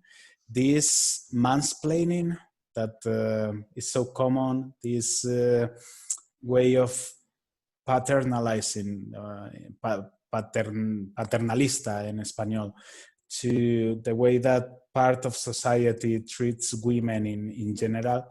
I think that is something that is sadly, unfortunately, still valid nowadays. Maybe not to the same extent as it did, but it's still here now today. So there's a long path to walk still. Well, I think the criticism of the medical community and their not attitude, but knowledge about women is also sadly very valid, because the typical patient is still seen as a man, even though 50% of the population is female. But for example, heart attacks are very often missed in women patients because the symptoms that are described, even to medical students, are the symptoms that men typically experience with heart attacks. And it turns out that women's symptoms tend to be quite different. So women are very often, I don't want to say misdiagnosed because that's not the right word, but it's missed. You know, they go to the doctor and they're having a heart attack and the doctor doesn't realize it because they've been taught the symptoms that men experience and not women. And also, as Roberta was saying before, like there's a lot of pain disorders that are, some doctors even think don't exist, that women are just being hysterical. Maybe they don't use that phrase, but essentially that's what they're saying. They don't believe their female patients. There's been some studies that pain treatment in women is taken much less seriously than in men, that men are much more likely to get help if they go to a doctor with pain than women. And I mean, it wasn't until like 5 years ago that they actually figured out what the clitoris actually looks like, and that it's like not just a little knob, it's a whole like muscle inside of you. And nobody thought to like, nobody in the entire history of research and medical research until about 5 years ago thought, oh, maybe we should like have a look at that and see what it actually is and how it actually works, just because nobody cared, nobody thought to do it. So I think that we're very, very, very lacking in research into women's health. And I think a lot of us, I don't know, I've definitely experienced going to the doctor and not being listened to. I think that's a problem that people in general probably experience, but I don't know. I don't think it's that far of a stretch to go out on a limb and say that women perhaps are not as taken as seriously as men are at the doctors. So yeah, I think sadly we haven't made as much progress as we like to think. I agree with you, and also not only in the illness aspects, but also many times men use things like scientific facts or medical facts to downplay women's emotions. For example, I don't know if it's true for some of you, but I've experienced many times people, even romantic partners I've had, telling me, or male friends tell me, oh, if you're this bitchy or if you're this awful today, it's because you have your period. And I was like, expressing my emotions and being over the top does not mean I am on my period or I am ill or I am anything. I'm just angry at you and you don't want to accept it. I'm sorry, but it's the facts. I think it's very common and we often overlook it, but it's always, I don't know, I can't see myself telling my boyfriend or my partner or a male friend saying, oh, you're at that time of the month where you're always angry, because it's just not realistic. Yeah, I was gonna mention that example, like the way some men, like in society in general, treat the premenstrual syndrome. I think you can find it a correlation with what this story is telling, and also there is like a thing called endometriosis. I think it's a thing that only women have. I remember I did an interview like years ago about this topic, and the women who suffer this condition complains that because it's a woman disease only, there are no like so much research or so much resources in it. This is still happening right now. Anyway, if you want to read about a real horror story, I would recommend you to check about radical mastectomy, which was a practice that was used for women with breast cancer to take away the breasts. And that has been used until, I think, the 90s. And that was completely useless and was a complete torture. And I don't know, when I think about it, it really shocks me that that this was done and nobody really studied seriously if it was working until the 70s. Yeah, that makes you wonder what kind of things we are doing now with the limited knowledge that we have. We are in a different world now. This wouldn't happen now. No, this specifically no, but so I'm sure. sure that we are doing many things that seem logical or okay now, that in 100 years or even in 50, they will say, what the fuck were they doing? How they were so crazy. It was an horror story. Now it's different because now you cannot have anything approved until you have scientific proof. In that moment, when this was started, they were just, let's try this. And okay, maybe it works, maybe it doesn't work, let's continue. Now, before something is approved, you have to demonstrate that it's approved. So Yeah, it's not ideal, but for sure it's a great change.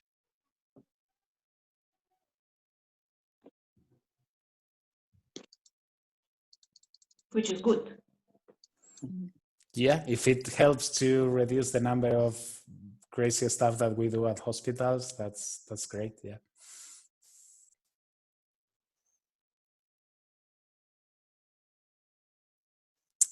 Oh, yeah, I'll leave you now.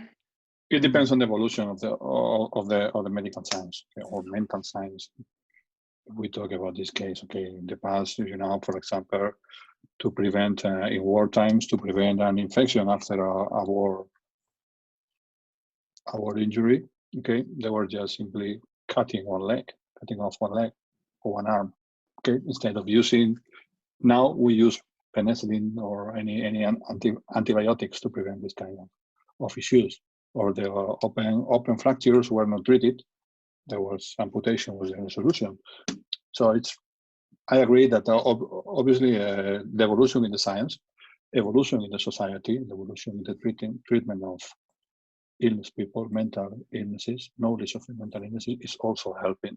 Also, evolution in the feminism, the way we treat women and men, it's also important to prevent what is happening in this story. Yeah, I think we have improved a lot, and I still think that in 100 years they will think that we were barbarians. Jessica, thank you for coming. See you next time. Yeah. Thank you very much. Have a nice afternoon. Bye. Thank you. Bye. Bye. Thank you.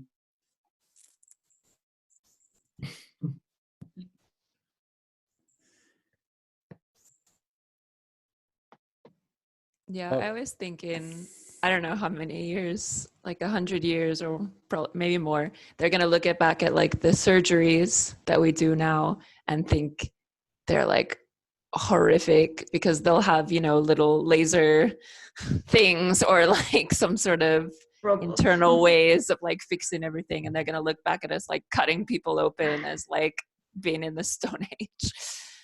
I don't know if you know about Dr. Cavadas, who is a very famous surgeon from Spain. Yeah, that does really crazy things.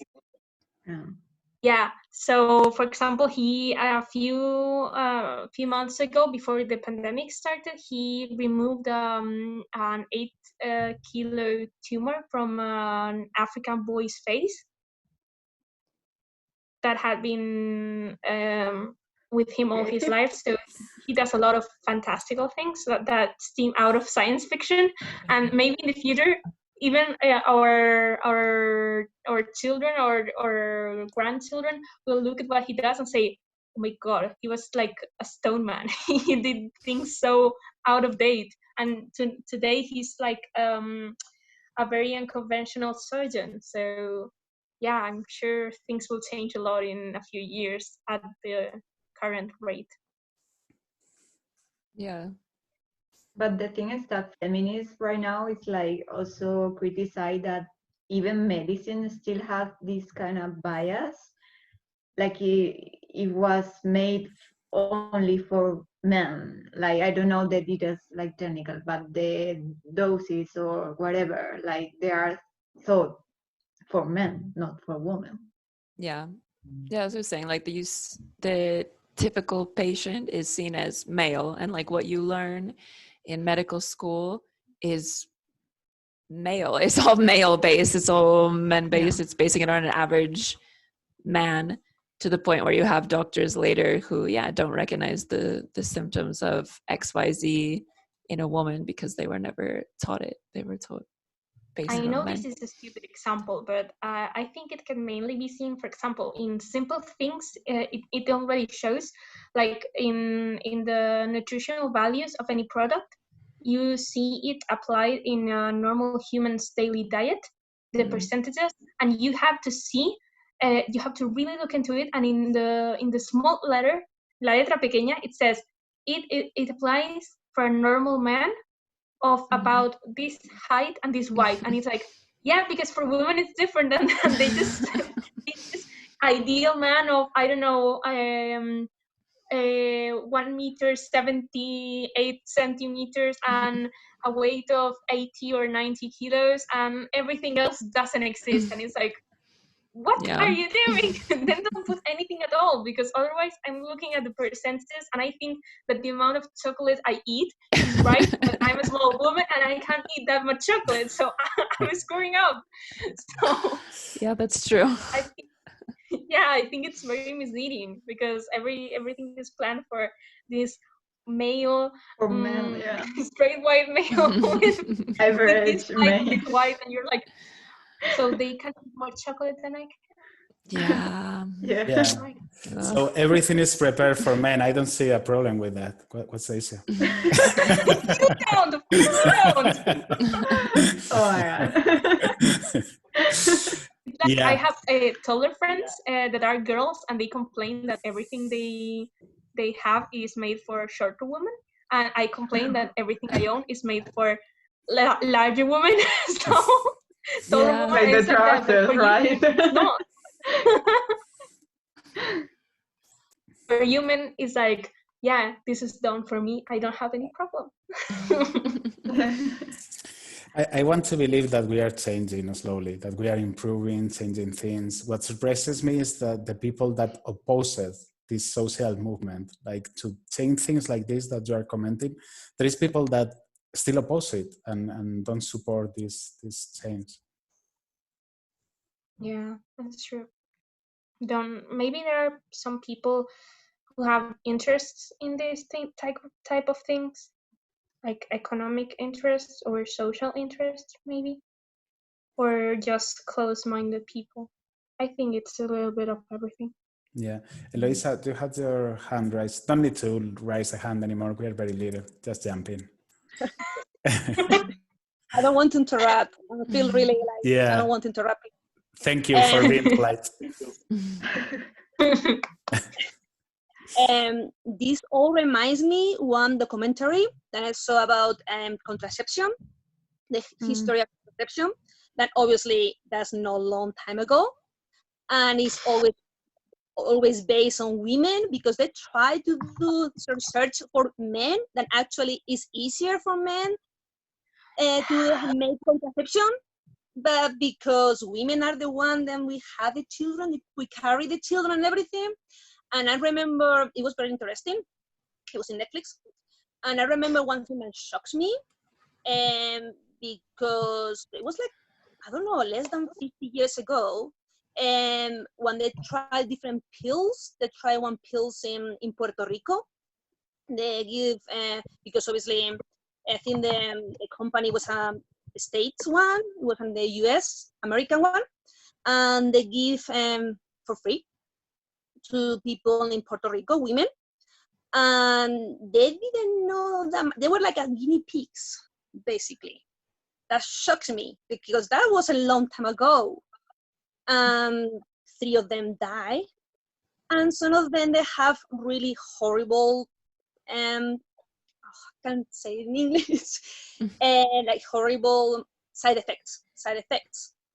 That reminds me of the way of talking. And obviously, and society changes, medical treatment changes, but still, no long time ago, they did this kind of things with women. Yeah, that reminds me this. I only tell you this, that reminds me of all these conversations. Yeah, I also was thinking when we were talking about the lack of advancement in medical women's health is that, yeah, contraception is all geared towards women. It's all women's responsibility, and it's also women's who have to deal with the side effects of it. I read somewhere, I don't know how accurate it is, I'd have to do more research, but that they started to do research into like a male hormonal contraceptive that they would take, like women do. But because it had side effects like mood swings and I can't remember what the other one was, but they're all the same side effects that women can get from taking hormonal birth control. So they're like, oh no, this isn't gonna work. Like, because we can't say this. Like, the side effects are too horrible, and they were all the same side effects that women get. Oh my God! When you said when you were going to say the side effects, I thought it was going to be a different one, like a side effect that really terrifies men in different pills and medicines. That is loss of libido. I really thought it would be that. And I thought, yeah, that makes sense why men wouldn't want to take it. I'm sorry if any men got offended. In general, and there's I don't know how is the expression in English, but in Spanish, people say violencia obstétrica, which is like yeah. That. So maybe object violence, because it's referred as obgyn, right? In English. OBGYN is that? Yeah. Obstetric. I can't say the word anyway. Gynecologic things. You can say it. Yeah, I was wondering, like, am I going to say it right? Am I going to say it wrong? Because it's quite difficult. It's a mouthful. It's a difficult word even for native speakers to say. Yeah, I mean, there is a lot of I think there are books even on OBGYN and, like how women are treated and how terrible things are in Europe and in Latin America and in Mexico, for example. I have friends that have been to Mexico and they tell me, when women are going to give birth in Mexico, it's just horrible, and they are treated in a very horrible way, and it's really I don't know, it's like a very complicated thing. But I feel hopeful because I know that there are many doctors who are really working in terms of like a more feminist medicine, and there are like associations and groups of people, women, and also most of I don't know in outside of Spain, but I think in Spain, at least in Spain, like most medical students right now are women, and the future in medicine is really female. I mean, and in general, I think like I went to a talk in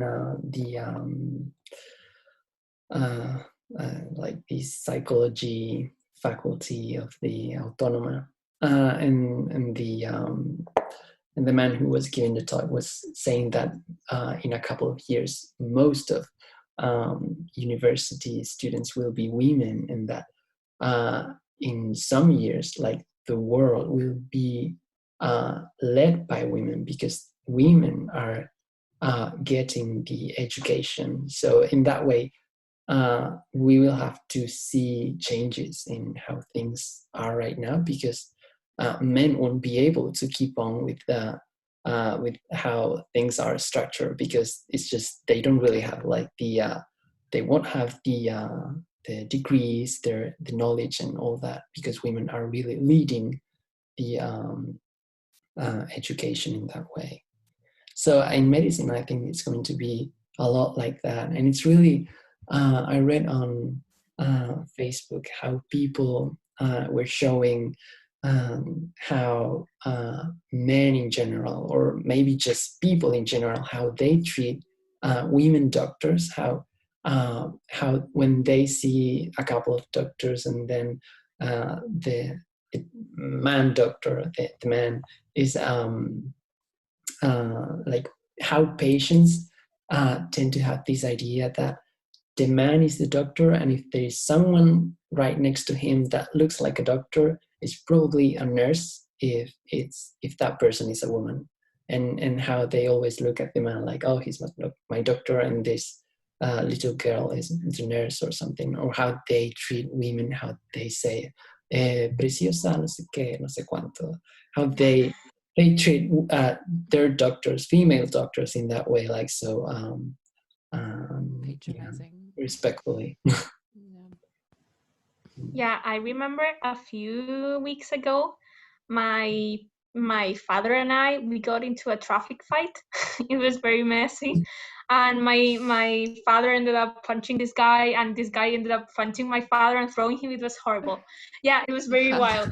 So yeah, so we had to go to the hospital to get a parte de lesiones. I don't know how to say it in English. Haven't learned that yet, but we had to get a legal document for him to be able to sue this guy and have the police catch him because he fled. So we needed to catch him, and because he jumped over a car, and our car was pretty messy after that. So yeah, and when we were at the hospital, it was just before the coronavirus, and people were all with coronavirus in the hospital. My father was very nervous, and my father, he's a very particular man. For example, he loves Franco. Okay, so he's very oh my god. So, but I love him. I have to love him. So, but he's very funny about it. Like, right? But Yeah, not yeah. Franco. Right? He has this very particular political views. I mean, he was from Vox even before Vox existed. So yeah. Wow. And we went to the ER, and we were ushered in after 3 hours of waiting. And my father was in a very bad mood because he had fallen over, he was swollen and that. And then comes a girl, a very, very tiny girl. Like, I was a head taller than her, and I'm a foot and a half, like metro y medio. So she was very, very small. And she started saying, "Hi, how can I help you? I saw what happened," and I thought, and I realized that she was the doctor that was going to diagnose my father and the one who had to give us all the documents. And I was like, I'm sure my father is going to say something inappropriate and it's going to fuck things up. And I was very embarrassed, and I was like, yeah. And my father was like, you can stay outside if you want. And I was like, no, I have to be inside. I need to know what you're going to do. And we went in, and she started like hurting my father a lot because she was trying to pinpoint where he had fallen, what had happened, if he had any ribs broken or things like that. And then she told my father that he had nothing except that he had a bad case of arthrosis. And my father was so angry at that because she was basically telling him that he was old and that his bones weren't working anymore. And he gave this sore face. And then he was like, oh yeah, I know, doctor, I knew from a few years ago, but I haven't been treating myself. But after what you said, I'm going to do so. Really, thanks for opening my eyes. And I was like, he was nice to this woman doctor, to this tiny little girl. I have hope for him. I was like, just such a moment. I was like, thank God this went well. Because I was expecting things to go south fast. Yeah. Because he was like just so in pain and everything. And I was like, yeah, things are changing. Maybe 10 years ago it wouldn't have been like that.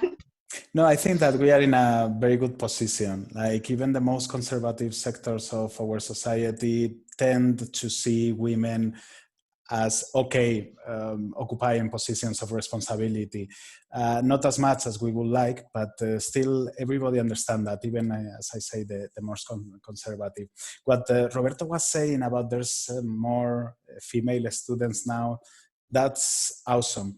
But in there's some part of the theoretical currents of feminists that say that that's not enough. Like even if women get to the positions where men used to be, the structures, the cultural structures, the institutions in society are still patriarchal, because they come from a tradition that was patriarchal before. And what they say is that we have to destroy most of the social structures that we have to build something new. And therefore, what we need to do is kind of a revolution, a social revolution, to make feminines possible. This is all, of course, in a theoretical level. But the truth is that when women nowadays, with our current structures, for example, in a political level, in politics, when they become to have some responsibility or some power, they behave like men. They behave like the people that been there before them, instead of bringing the new that they could bring. And this is because the structure is made by men and controlled by men. Maybe in the future, when most of it, or an important 50% of it, will be women, things will change. But I still think that we need a revolution in a social level that needs to happen and haven't happened yet. Yeah, I really hope that things are changing. I really hope so. But if you like in other like degrees, like humanities degrees, the women were already a big majority. And if you see the companies, for instance, in journalism, the base workers are still a big majority women. But as long as you going up in the hierarchy, pyramid, in the scale, in the pyramid, the bosses were all men, so there was still like the glass. Yeah, I think this is even more obvious in. I think in English they're called STEM careers, like all science and technology careers and medicine. All science careers, and for example, my best friend is doing architectural degree combined with civil engineering, and she is in a sector where almost everyone was male until a few years ago, maybe 10-15 years ago, so not so long ago, and she has no female professors except one or two in the whole faculty. And those one or two women are horrible, especially to female young students, like telling things to them about how they dress, how they act, how they behave, as well as male professors. And there's such sexism going on there. It's horrible. Every time she tells me about it, I just can't. Because, for example, when teachers started making sexual insinuations about a female student in the middle of class, and no one called him out on it.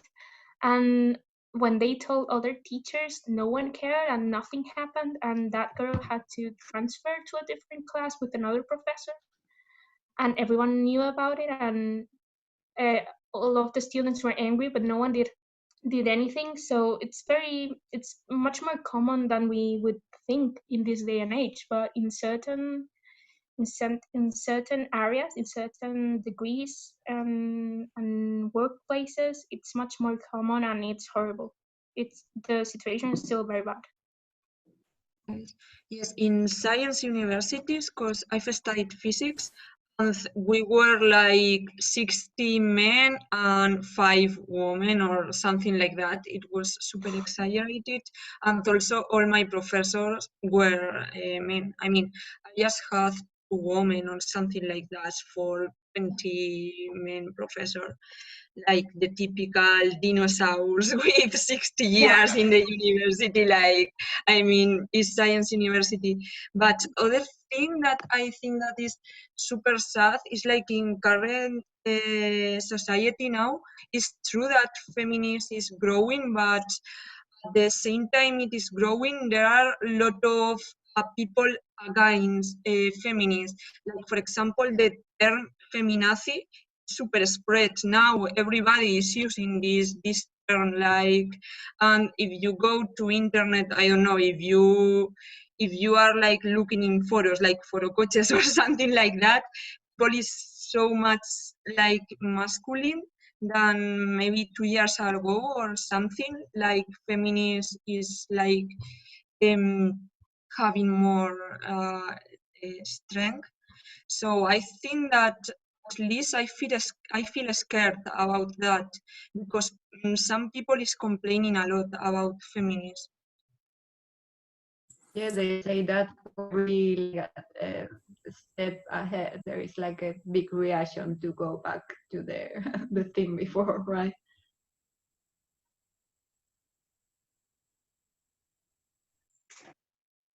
Yeah, there's a big like counter-reacting movement against feminism. Like there's always been against social change. There's always been this traditionalism, these efforts to stop the change brewing. So I think it has happened before. Maybe not with the same intensity, but it has happened before. Yeah, it happens constantly. Every time there's a social change, there's some people that oppose to it and some people that leads the change. What surprises me in these social movements is that sometimes the people that are more affected negatively by the situation that was before and that will profit out of the change to become something better, even those people sometimes oppose the change. In feminism, for example, it's not only men opposing it and criticizing it and calling feminazis to these people fighting to do the social change, but it's also women doing that and calling other women feminazis and criticizing the movement. It's just because of how cultures, I think, and ideas, ideologies, and points of view to see the world work. Because some people are convinced that the right thing is to stay the way we are. The same way that some people probably thought that when women couldn't vote, that was perfectly okay. There was no need for women to vote. And go eat if you want. Thank you. We leave. We're not North Korean. Yeah. Thank you guys. See you next time. Bye. So yes, see you next time, everybody. Bye. Thank you for the discussion. Bye. Bye. Bye. Bye. Good night.